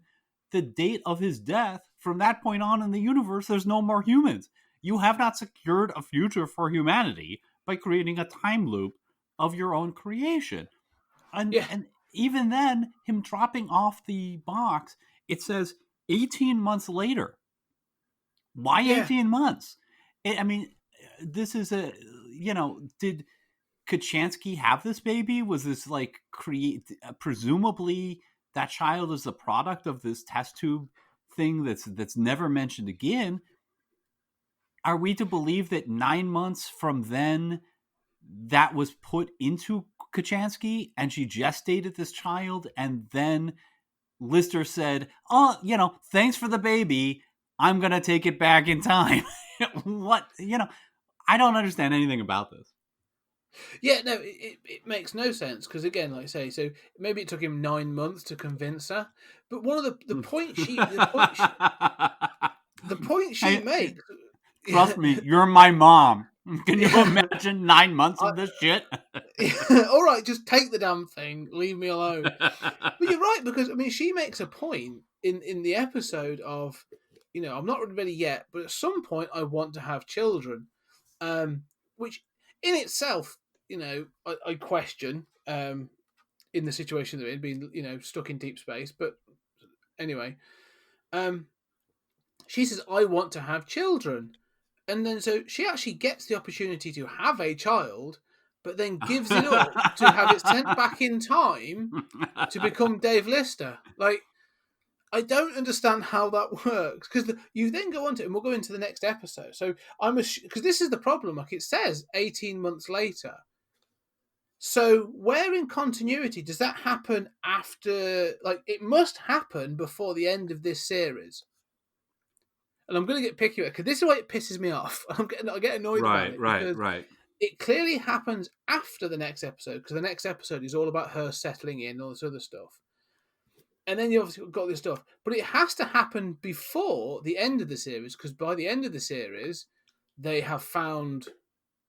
they get back onto Red Dwarf, right, to a degree. And obviously that goes into season 8. So there must be, I don't know how long it's been, but between series episode 3 and episode 8, several years must take place. Well, yeah, of course. But remember, we ended with a cliffhanger in which Lister was pregnant at the end of season 2. There's something about the show and pregnancy that there are multiple pregnancies that just are not shown. It's one of those things that, because the whole point is, I mean, it's, to boil it down, Lister figures it out and then runs back into the sort of the time dimension tube, whatever you want to call it, and shouts, "Wait up, Chrissy, you're my mum," or "Wait, mum," and she stops to say, like, what are you talking about? And it's then that the Gelfs attack, and she falls through the gap in space, and then they save her. So it's like, that's the mechanism that exists for her to exist, to be brought into our reality. And I'm just like, there must have been a better way. Must be a better way. Because this episode is probably the most. There are moments in it that are fine, but it's one of the most infuriating episodes. And I know it's only a sitcom, but from a continuity point of view, like, I'm not a continuity obsessive. You know what I mean? I don't mind giving some leeway, but this one just takes the mick. Like, this is asking you not to care about even the continuity within this series. This block of episodes, or even within this own episode. Like, it's just terrible. Infuriating. Yeah, I mean, it makes no sense. And, also, like, if you have been messed up about the fact that you were left under a pool table, even if you realize that's yourself, are you going to be quite so quick to say, like, "Thanks for popping out that baby.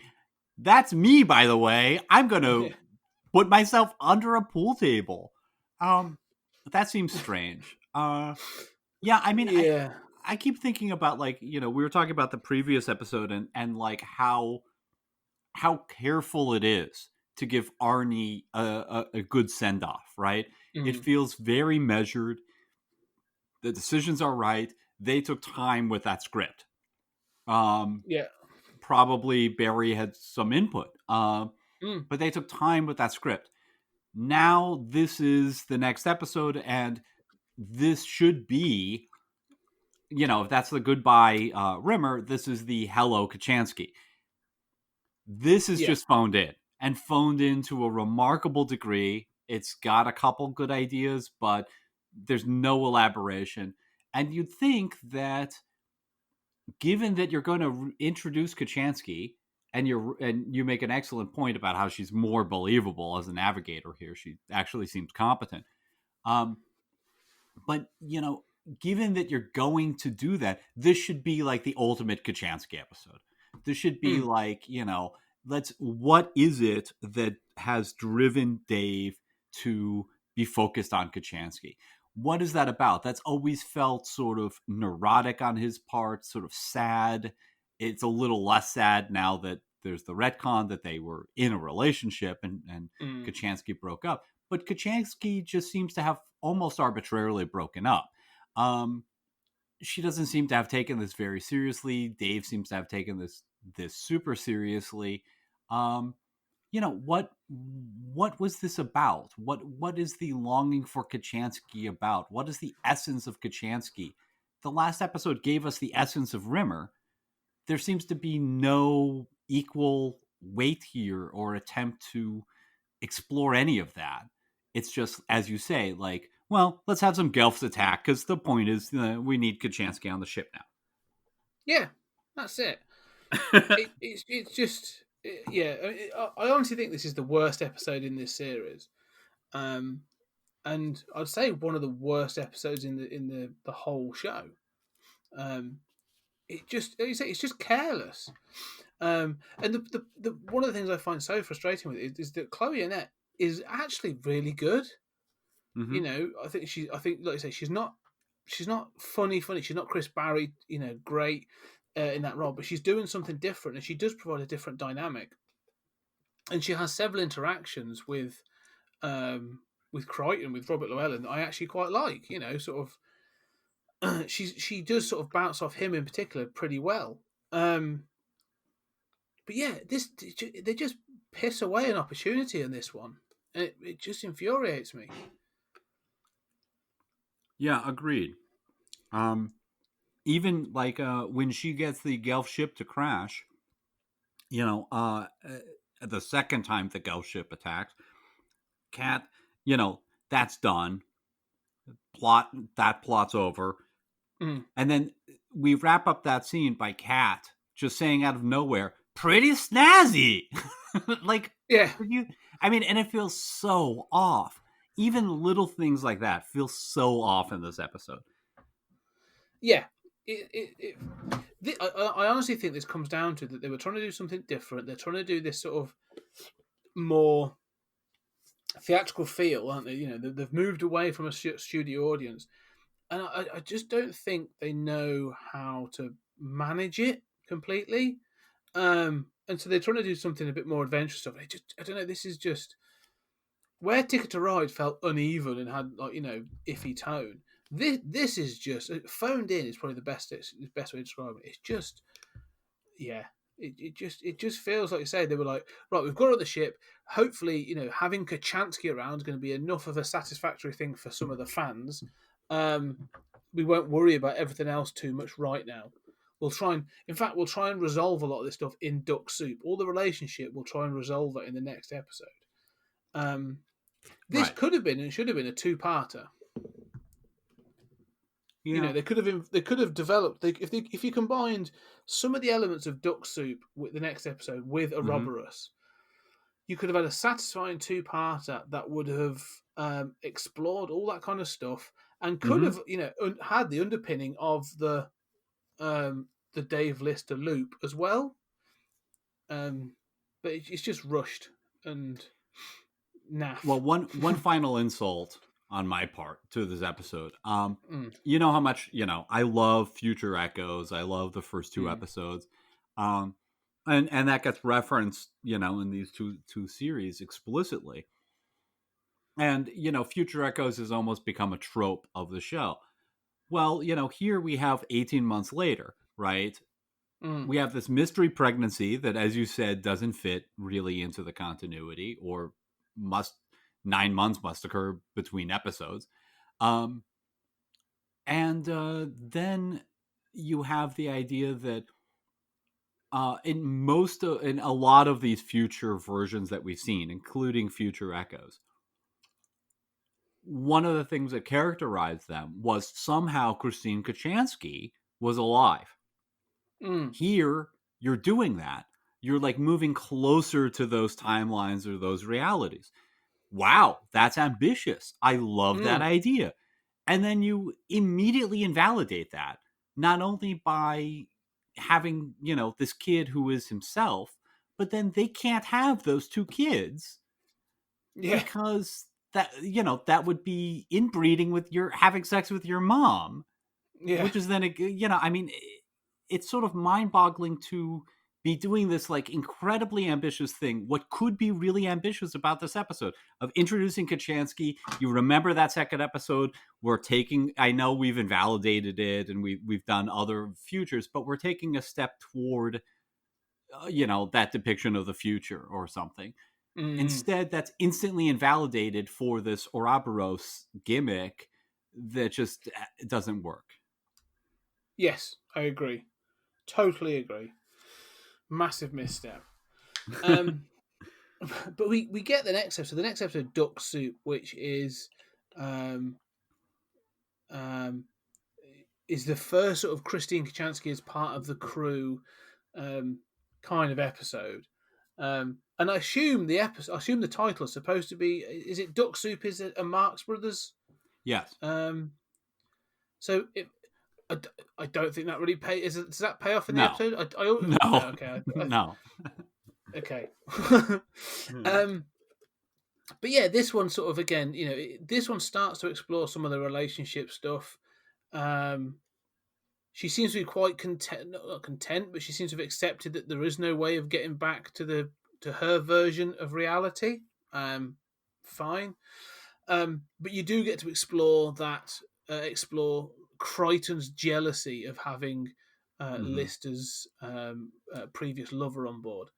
Um, and yeah, so you do get some interesting moments of that. So again, I think that this is a step up from a Roberts, which isn't hard. But yeah, they end up in the sort of the duct system of the ship, which again, sort of they've now converted the fact that Starbug is now much bigger. What are your thoughts on Duck Soup?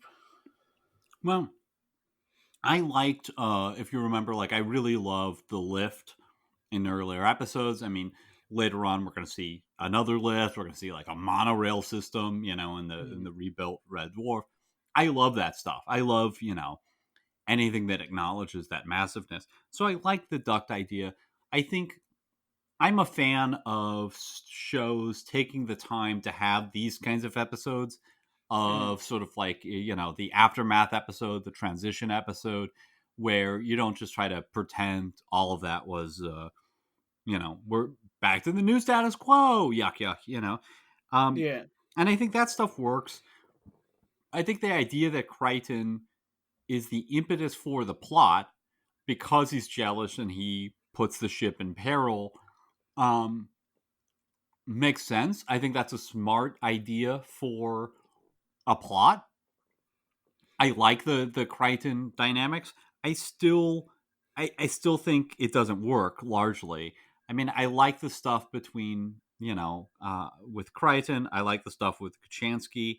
Um, but it it feels a little off. It feels like, so much depends on like they're flushing out the ducts with water. Now they're drawing off the ducts with wind. Now there's more water coming. The entire ship has been shut down. And the very next scene, they say, oh, the ship is shut down, which is why they've got to go through these ducts to begin with, is, the power's off. And obviously, Crichton has engineered all of this. But, how did they get back to, at the end, they get rushed by this water deliberately to try to get back to the place where they can turn back on the power. Somehow they're right back in Lister's quarters. I don't know how that's possible. There's just a lot of time in those ducks, and I like the conversations. I just don't think that it is much better than the previous episode, but it still feels like it hasn't quite gelled yet for me. No, I agree. I think, I like that. Again, I like, Robert Llewellyn gets to do his stuff. Crichton's actually really funny in this episode. There's some interesting moments of him being incredibly whiny, which is funny. Sort of like, you like her more than me. That's very good. Yeah, describing Kachansky as having all the inny and outy bits and stuff. And again, I like the fact that this acknowledges, they do call it out that he acknowledges that sort of like, she's got all this additional laundry and all this other stuff, and like Dave Lister calls out, he's like, well, you spent all this time on the Nova 5, and he's like, you killed the crew, Crichton. Sort of, they acknowledge that he has looked after women in the past, but he's clearly sort of like just dropped that knowledge. It's gone from his memory banks or whatever. So I like the fact that they're not ignoring that. So there's some, again, good callbacks, some good scenes. And again, I like some of the conversations where, like you say, you do, Kachansky does try and sort of put Dave at ease when you realise he's got claustrophobia. Again, something that's never come up in the show previously. I'm pretty sure there's been scenarios where that would have come up. Like when he was trapped in a chimney breast in Meltdown, and stuff like that. So, not being nitpicky. But yeah, the conversation is good. There's some good jokes, every now and then, sort of. I think again, Kat has some good moments when he's sort of like talking to Dave. But again, like I say, the premise is fine, and like I say, the dialogue and the sort of the relationship building is actually pretty good. I think again they try and cram a lot into half an hour. They almost, like you said, they almost want to reach the new status quo by the end of this episode, don't they? They want to address things very quickly, and they're like, right, we introduced her in the last episode, let's address the status quo, so by the end of this episode, we're done, and we can sort of jump onto the next adventure. They don't. They're still trying to sort of balance out the status quo a bit. But that's what this feels like. I mean, it's a bottle episode again, isn't it, really? They're very much sort of stuck in a single... It's a small crew stuck in a single area.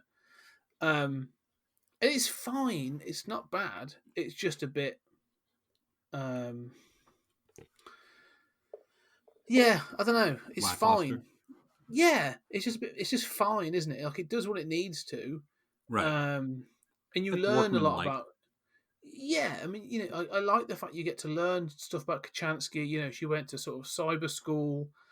So she never really went to real school, but she had all these sort of like, these things, and you get to realize the fact that, like, yeah, she is clearly, like you said, she's clearly intelligent, she's competent, but actually she has been spoiled. Like, she's used to being able to do certain things, so to have those things taken away, then to be sort of stuck in a room, to sleep in a room with pipes that make infuriating noises and stuff, is understandable. So I like the fact you get to learn more about her and her as a character. But again, it just feels like very pedestrian. It's very sort of... what's what I'm looking for? Like you said, sort of workmanlike, but... by the numbers? Yeah. It's almost like, right, we've got to roll out this information, we've got to sort of, we need to know the characters. We need to give her more information about her and her dynamic with the crew so that we can move on. And that's what it feels like. It's very sort of just very exposition heavy, isn't it? It's sort of like, well, here's who I am, and here's something else about my past, and here's something else, and in some parts it works, and others it doesn't, and workmanlike. It's just sort of again, I'm just Yeah, it, it it feels hasn't. like Yeah, it it, hasn't really gelled. I mean, mm, but there's other stuff like at the end. I mean, it starts with Kachansky unable to sleep because the pipes are making all these strange sounds, and she's got a catalog of sort of mm, the sequence they go in, and it's driving her crazy. And Crichton says like, "Oh, I think he says Lister tried to sleep there and couldn't." And then at the end, no huge surprise, but I mean, at the end, Crichton is sort of talking with her and sort of annoys her again, says this was like your rite of passage. Again, kind of like, okay, I get it. Um, and then she makes Crichton say what the pipe said as she hits yeah, Crichton with a wrench the way she hit the pipes.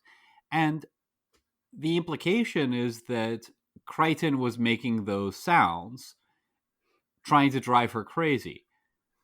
But they never say that. She no. never says, like, I recognize your voice. She just makes him say what the pipe said. And it's like, is she just saying that so she can hit him with a wrench? Or. That's it's funny because this is the first time watching it. This time I was going, does she think that he set her up and was making these noises? Because I've always taken it as she has just made him say those noises so she can hit him. That's it. So I've always felt weird about the ending, like because the whole thing was his fault, like he set it up. So if she did sort of just you know hit him with a spanner like in a jokey way, it would have. I could understand it and it would work. Mhm. But adding that thing about the pipes in is weird. Um, yeah, Yeah, I don't I know. was confused.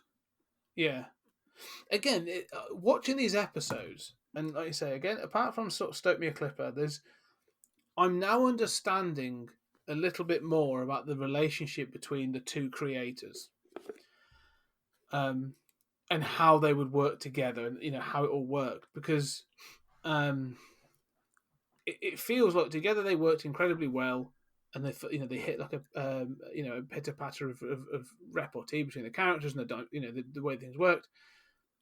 And without those two together, this is missing something, isn't it? That's the problem. Everything we've said so far is missing something, and so again, this is just another one that just feels like it's missing something. Um, it's fine by the end of it. Okay, Kachansky's now part of the crew. We can move on. That's how I feel about it. Well, I mean, of course, that's where we were at the end of the previous episode, too. We just, Yeah, I mean, doesn't progress anything. Doesn't seem to do anything.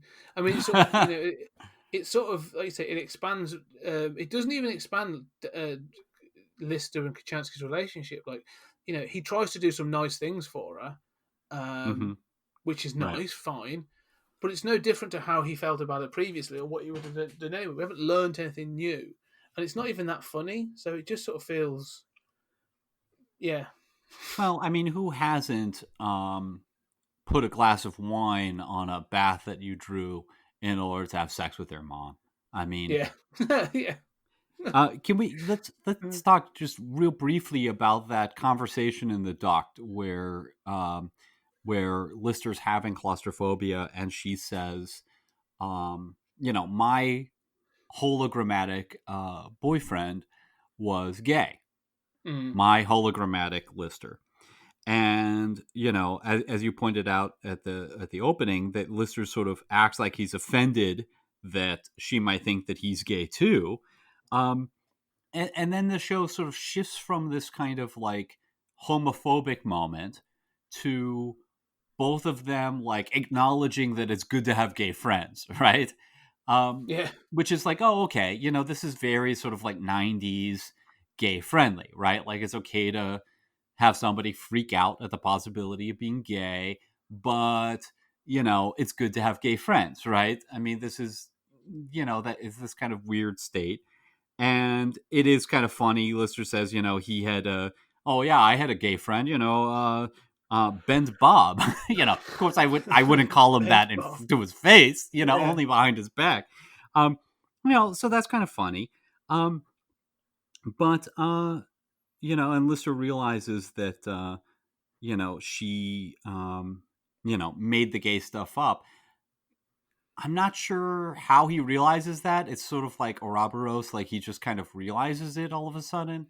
Like, oh, you're being nice to me. You must just have made all this stuff up to get me distracted. But, this starts to get into like, this is probably the first time where I think, okay, so if her Holly made, brought back her boyfriend with whom she'd broken up to keep her sane, what does that mean about Rimmer? Yeah. I mean, because presumably Holly could have brought back Kachansky for Dave. I mean, in fact, Dave laments that, right, in the first episode, right? So, and we're told that this is to keep him sane. Okay. Well, but in a parallel universe, Holly, who presumably doesn't have some kind of massively different programming, right? The point is like it's there's a tweak on the current timeline. It's not, the fundamentals haven't changed. Brought back a love interest who was a difficult, fraught relationship, but was a love interest. Does that not imply that, maybe there is some kind of, if not overtly sexual chemistry between Lister and Rimmer, some component of that?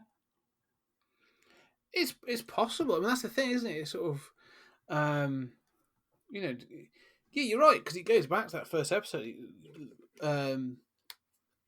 Holly's justification for bringing back Rimmer is that, well, you shared the most number of words, the most number of conversation with Rimmer.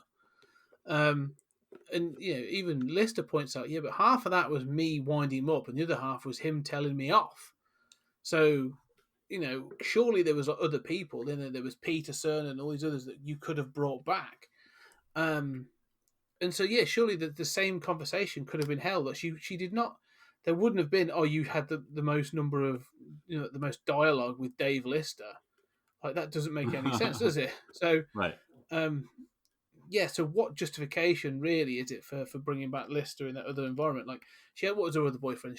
Tim, the chef. But it's clearly shown like she's got other friends on the ship. So, I don't know. It's an interesting one. I think it's we can question it from that point of view. But if I'm perfectly honest, it'll come down to they didn't think about it a great deal in the show. Yeah. Well, all I'm saying is we need some Lister Rimmer /fiction. I bet if you were to look out there, it'll be there. I'm pretty sure. There's a couple of fan clubs for Red Dwarf across from both sides of the ocean. I am not convinced that this doesn't exist. And for I'm not, listeners, I don't really want to be sent it. We're not going to do this research. Yeah, but but I would not be surprised if it didn't exist in somewhere. In fact, if you do take it, we're about to get it in the next episode anyway. To be honest, right? That's true. So you go from duck soup to blue, and in blue, the thing we're addressing here is the fact that Lister is, grieving the loss of Rimmer, and he misses him, or he's obviously been a big part of his life for sort of many years. And this, I do like some of the flashbacks in this, where sort of it talks about some of the stuff they'd get up to on the ship, and breaking into people's lockers and all that kind of stuff. And you do get this. There's a dream sequence, which is found to be. It ends up being a dream sequence where Rimmer comes back from sort of gallivanting across the different dimensions, and Lister and Rimmer share a passionate kiss. It, Yeah, and that's it what I'm turns out, talking about. yeah. I'm trying to think what you'd call it, because with Spock and Kirk, it's called Spurk, isn't it, and that sort of thing. So you want that. We've got to think of what it'd be called. Limmer, I'm not sure. Rister. No. But yeah, and so the thing is, then they have to address this sort of grieving that he's lost a friend, or he feels like he has lost something. And you get the two approaches. You get sort of like Kachansky sort of talks him through it, and Crichton presents him with a virtual reality ride at the end of the show, which where I will say is this episode. This is where I'm saying this episode I have mixed feelings about, because the whole stuff of, again, it's this sort of idea that this episode jumps into that relationship between Rimmer and Lister, and they have been quite dependent on each other for a number of years at this point. So I do find that interesting. However, several episodes before, you've actually sort of bigged up Rimmer, and you've sort of shown that he can step up and he can be that, the ace character. Given the right motivation and the right opportunities, he could do it. But then they want to top off this episode by showing again what an obnoxious git he can be as well. And it's funny. I mean, I love that whole sort of the whole thing of sort of the song and everything is brilliant. Yes. But I don't know, does it undermine what they did in Stoke Me a Clipper? That's where I sort of No, seesaw a little bit. No, I think you're right. I sort of have that question too. I don't know. I mean, I sort of feel as if, for most of the time in up until that episode, Rimmer was a kid, and it was terrible. And also, Crichton has, Crichton references how at the beginning how he is not actually presenting a complete view of Rimmer, that he's sort of manipulated what he's presenting. And sort of like Smoke Me a Kipper, the idea is that Crichton is sort of like doing this as therapy for Dave. So I can kind of understand it, in that context. And I like the sort of like distorted dancing figures. It's a small world. It's called the Rimmer Experience, and it's got it's a ride. With a cards. Yeah, I agree. I mean, that and the flashbacks that they play golf on some sort of low gravity moon thing. The stuff with Rimmer is the best parts. Which I think is kind of unfortunate, given that this is a sort of like post Goodbye Rimmer episode. And I mean, I like those parts, but I feel as if the whole is a bit unorganized. Again, and I think one of the, like you say, one of the best parts of this show are the Rimmer bits. Like I say, that bit with the low gravity moon's quite funny. The bit where they go hunting the lockers, and they're arguing over which one they're going to open, and Rimmer Lister gets a real haul, and then Rimmer basically gets a flamethrower to the face. It's good stuff. I really enjoyed that, and like you said, the Rimmer experience at the end. And I won't sing the song, but I love the little Rimmer song, and I also love the like you say, they are funny. Like you say, now you put that context of it being therapy designed to irritate Lister. I do like the sort of weird little moments, the little vignettes that they do show of Lister and Rimmer sort of being the sort of like the hero character he saw in his own head, even giving fashion advice to the cat and stuff. I think are very good. And but the problem is, again, it just highlights the Rimmer shaped gap in the show. Which is sort of like you've had two. You've had Ouroboros and Duck Soup, and then you follow it with this, and you sort of go, yeah, there's your problem. Like, you've had two crap episodes back to back, pretty much, and now now by doing this, you're sort of highlighting what your problem is. Well, I mean, in fairness, there were like what 5 crap episodes back to back in season Yeah. 5 or 6. So Yeah. I mean, So well, that's I mean, true, but I'm just you know, I find the kiss really fascinating. yes. You know, I I don't know that the show knows what to do with that, Hmm. or that whole tension of like Crichton hating women. I mean, all of this stuff is there.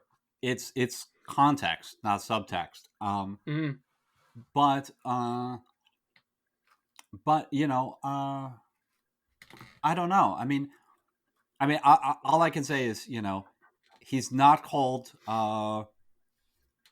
Rimmer for no reason, and he's got a hard light drive, a very hard light drive. Yeah. Yeah, if they were to write the story to Playboy, I'm sure it'd get published. um, no, it's true. Like there's clearly unresolved feelings between Lister and Rimmer, and um, it does. The thing is, again, it's like that. This has been the thing with this whole series. Though. It presents an idea, but they're not entirely sure what to do with it once they've got it. Do you know what I mean? So yeah, Yeah. this idea is sort of like the sort of the sexual tension between, or the potential sexual tension between Rimmer and Lister,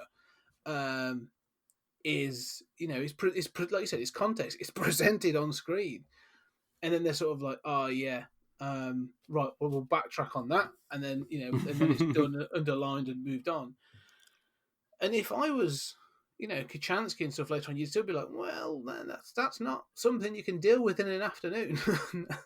that's, that's clearly something that's been bubbling away because you've spent an existence with 4 male, as 4 male people in a confined environment for the last 6 years. What happens in prison in that same situation? It's sort of Yes.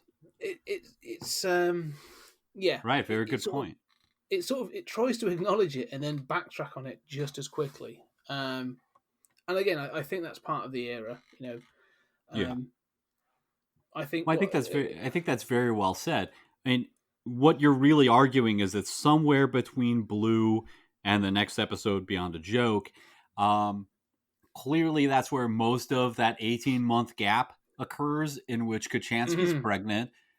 Dave, since we know from the gap between series 2 and 3 that all unshown things take place in the alternate gender universe, for most of that 16-month gap, Dave went into the gender universe and resolved his romantic feelings for Arnold by getting into a relationship with a female Arnold, left Kachansky pregnant, and then came back and delivered his own son under a pool table, and then we're right back to Beyond the Joke.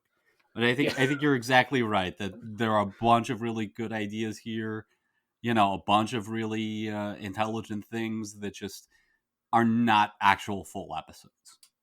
No. If anything, if this was Star Wars, that's a series of novels. What you just said there would be a series of novels. Yeah.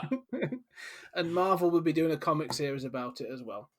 But yeah, Blue, I think, is fun. It has its moments. Again, the Rimmer moments are great. I think, the fact that you can, I think it says a lot. The fact is, you can go onto YouTube and just find the Rimmer experience to watch as a segment. Is worth doing because I think there's the sort of like the little singing Rimmers, and the things they try to make rhyme with Rimmer, is fantastic. So yeah, the ending of this episode is fantastic. And again, it's a solid-ish episode, but yeah. So let's move on then. So, like I say, we've let's agree, a long period of time passes between Blue and Beyond a Joke, and then Beyond a Joke is again present some interesting ideas that I think maybe get explored a little bit more. In this, the sort of we get to learn more about the sort of the AR. So Kachansky's learning to do Sense and Sensibility world.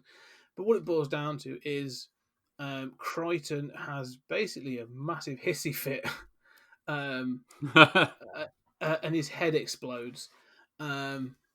And eventually, sort of several of his heads explode. They manage to save his personality, and they have to go find some others, some alternative heads. Luckily, they come across a rogue simulant that has some some Mechanoid 4000 series heads, that's unfortunate. 3 million years into deep space. But they have them. But he's also got this interesting. He also has another 4000 series in Abel, who has an addiction, and we eventually find that this addiction was caused by learning the truth of why he looks or why he acts the way he does. Mm-hmm. And the reveal is that his creator, Professor Mamet, made him, or made all 4000 series, emulate a former lover that dumped her. So he's pompous, he's arrogant, and all this other stuff. And so that's why Abel sort of relies on this drug. What do you think about Beyond a Joke? Yeah, I mean, I think it is lesser than the sum of its parts. I mean, I I don't know that I like it as well as Blue. I mean, it doesn't have the Rimmer experience sort of bit to it.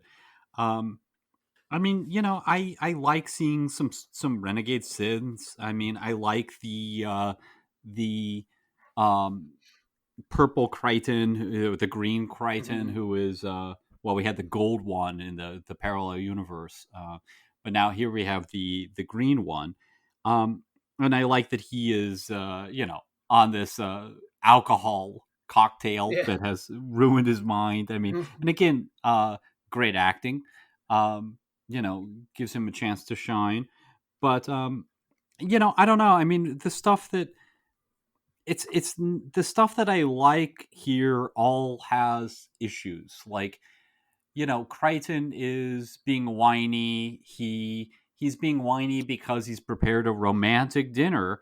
He even says, and on our anniversary too. He again, he's still going through that same stuff that the show isn't fully willing to explore. But it's interesting. Um, I don't know why they're all running off to Jane Austen world, and avoiding a lobster dinner because they had a prearranged time. I mean, Yeah, why are it's you not like such it's a computer game. You can start it any time. right? And then Crichton's head explodes, and then they put attaching spare heads. They all explode. Where the whole point of the spare heads, as we've seen even earlier this season, is that they each have different personalities. Here, Yeah. his personality is on a RAM chip, so the heads are just there, and you can get another head and attachment, and just attach it and restore Crichton.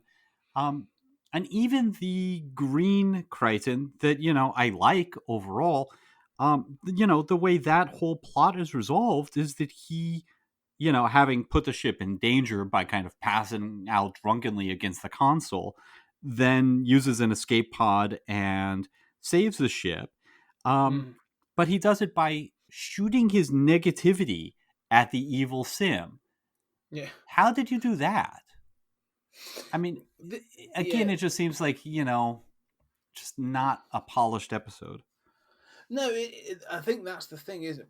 We've said this, and I'm beginning to think this is. I say this is what Rob Grant brought to the partnership. The idea that we know that Crichton has emotions. He's managed to sort of corrupt his programming so he can experience emotions.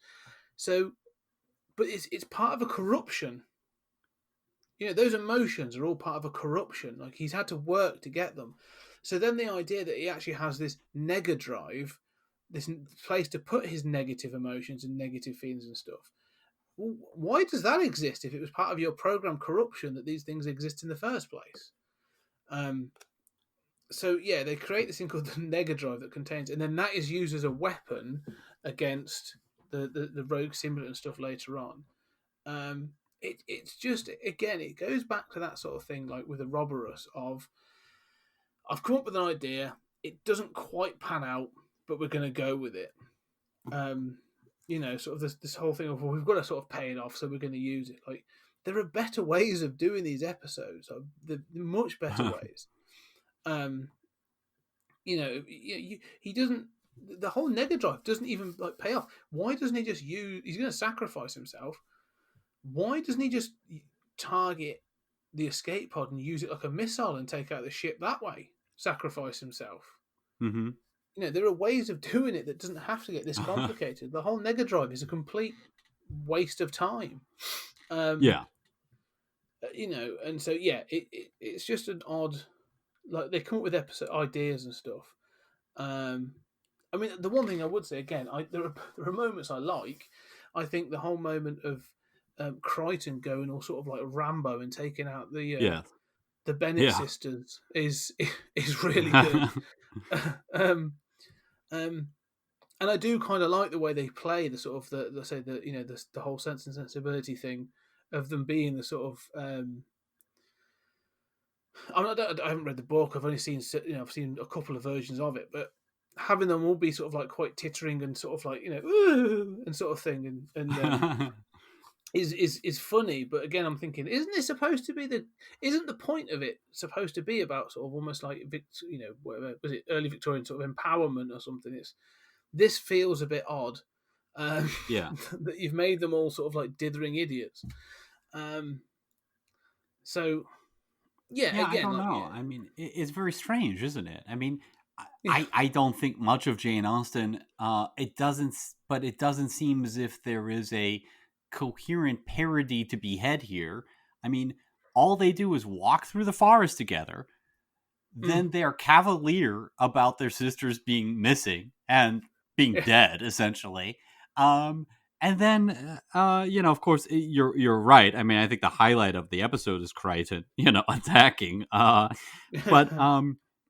then the end of the episode is, oh, we're serving Vindaloo, and it's like, oh, it's still too spicy for us. Yeah. Really? I mean, that's your punchline. I mean, haven't we seen, a dozen better endings about spicy Vindaloo than this? And we're going to see, better moments about spicy Vindaloo very soon as well. So I don't know what the point is. There doesn't seem to be a parody of Jane Austen here so much as like, a reference in the sense of like those terrible, like a superhero movie and all those terrible movies that are supposed comedies, but it's like Superman shows up and just acts mildly silly and then flies away, and you're like, haha, we parodied that movie. No, you just kind of included a silly version of it. So I mean, what was the point? And that's how it feels. I mean, again, you get the idea. The reason they're going to Jane Austen world is because it's a Kachansky thing. Like, this is where she spent a lot of her youth, and she's she loves going to this thing and she connects with it and all that. And I'm like, okay, that's great. That to me is interesting in the sense of like, fine, that you are giving us some information about Christine Kachansky and who she is as a person, right?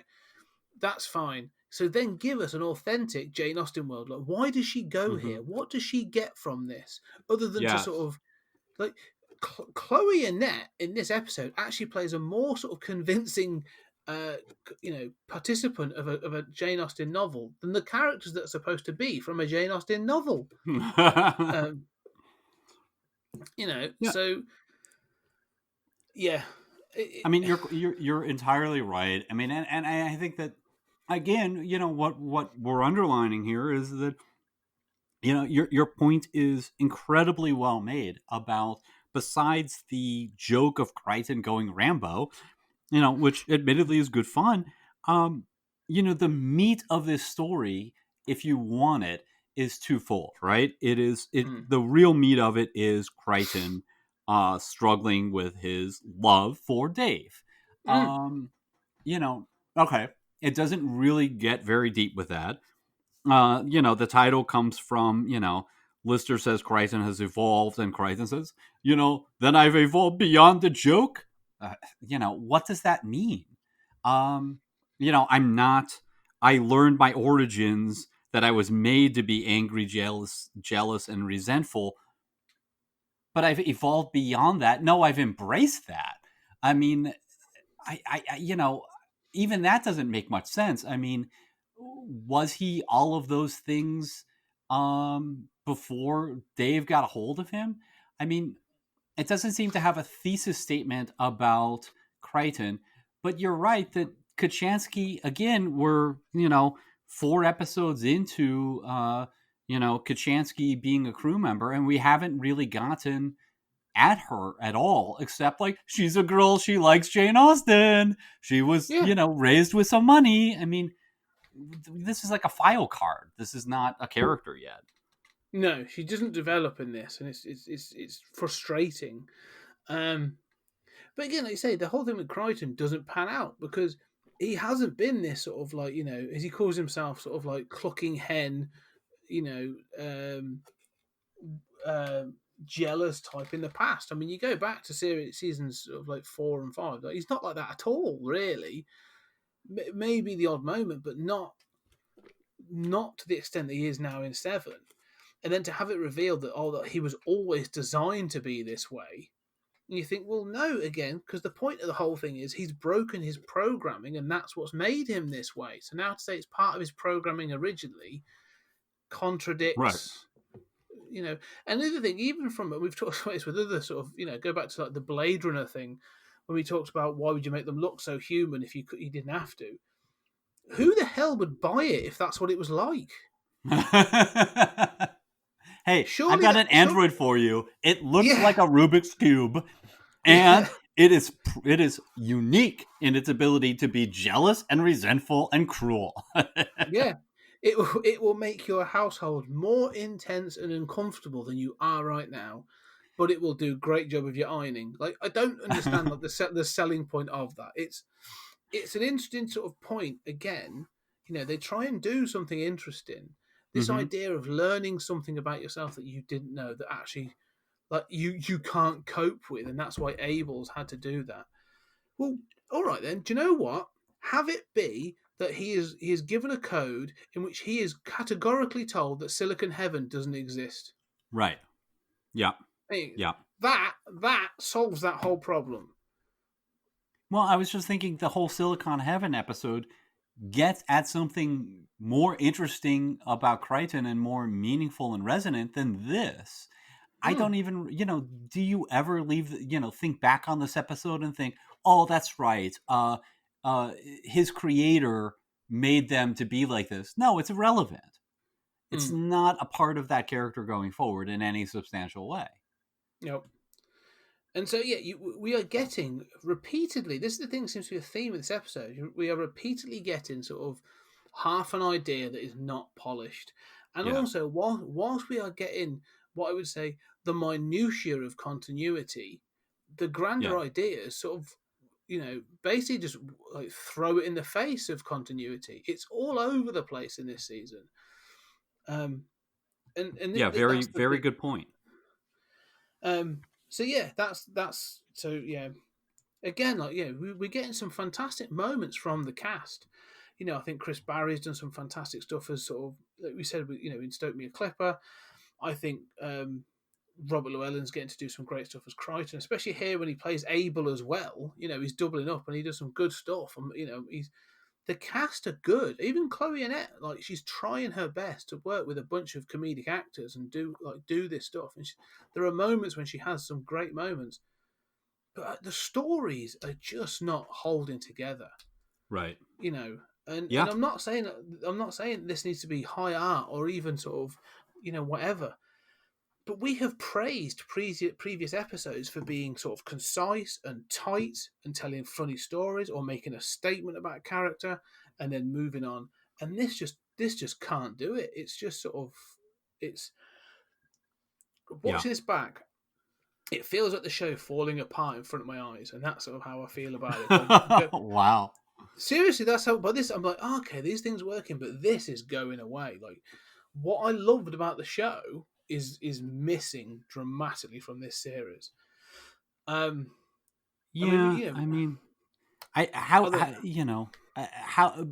remember Series 6 has just a run of bad episodes. I mean, these aren't great. I mean, Stoke Me a Clipper is great, but these aren't great. But I mean, at least each one has, like an idea that I think, oh, that's interesting. I'd like to see that developed more.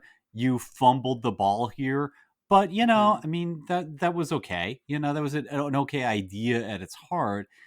Yes, it's a mess. I mean, yes, it's not. I mean, I think maybe the worst thing that can be said about it is it's not funny. Nothing's funny. No, and I think that's the problem. I'm looking back at some the episodes of Series 6. Yeah, there's some really weak ones. I mean, the opening Sirens isn't great, and although we sort of pick fault with Legion, there are things that are funny in that episode. That episode they really plug into, like the whole thing of, as I said before, like the first thing they do when they make Rimmer a hard light hologram is throw food at him. Like they do these good bits. Gunman of the Apocalypse, yeah, that's crap. Emo Hawk, again, like not they good. Not good, but they try and sort of bring back things. But Rimmerworld is fantastic. Yeah, that is true. Yeah, and even Out of Time has its moments. Yeah. But I don't know. Like you say, I just don't find this Series 7 funny. I mean, going into this sort of the last two episodes, because it's a two-parter, really. Kind of. Epideme and Nanaki. I just, again, I get this feeling of like they're going for something, but it never quite works. So Epideme, you get the Epideme virus. But sorry, what were you say? Whoa! There we go. We're going to break in just there. That's most of Series 7 that we've covered. We've been going for over 2 hours. And we're going to be covering the last 2 episodes and going straight into Series 8 in the next episode. I've got to cut these in because I want to condense them down. But you get them week by week. So you've only got to get a week. You've only got to wait a week, I should say, before the next episode comes out. That's Series 7. I wonder what you thought about that. Do you agree with what we're saying? Do you think we're on the right path, on the wrong path? Should we be in the officers' quarters or should we down the brig? Let us know. See what you think about this. Come and contact us. We are on Twitter at PodTimeSpace. Get in contact. Let us know. Fascinated to see what people think. Hope you're enjoying this deep dive. We're getting there. We keep trudging on. We've got so much more to go. Some of the best episodes are behind us, to be fair. But there's some really, really good episodes coming up. So thank you very much, guys, for sticking with us. And we'll see you again next week.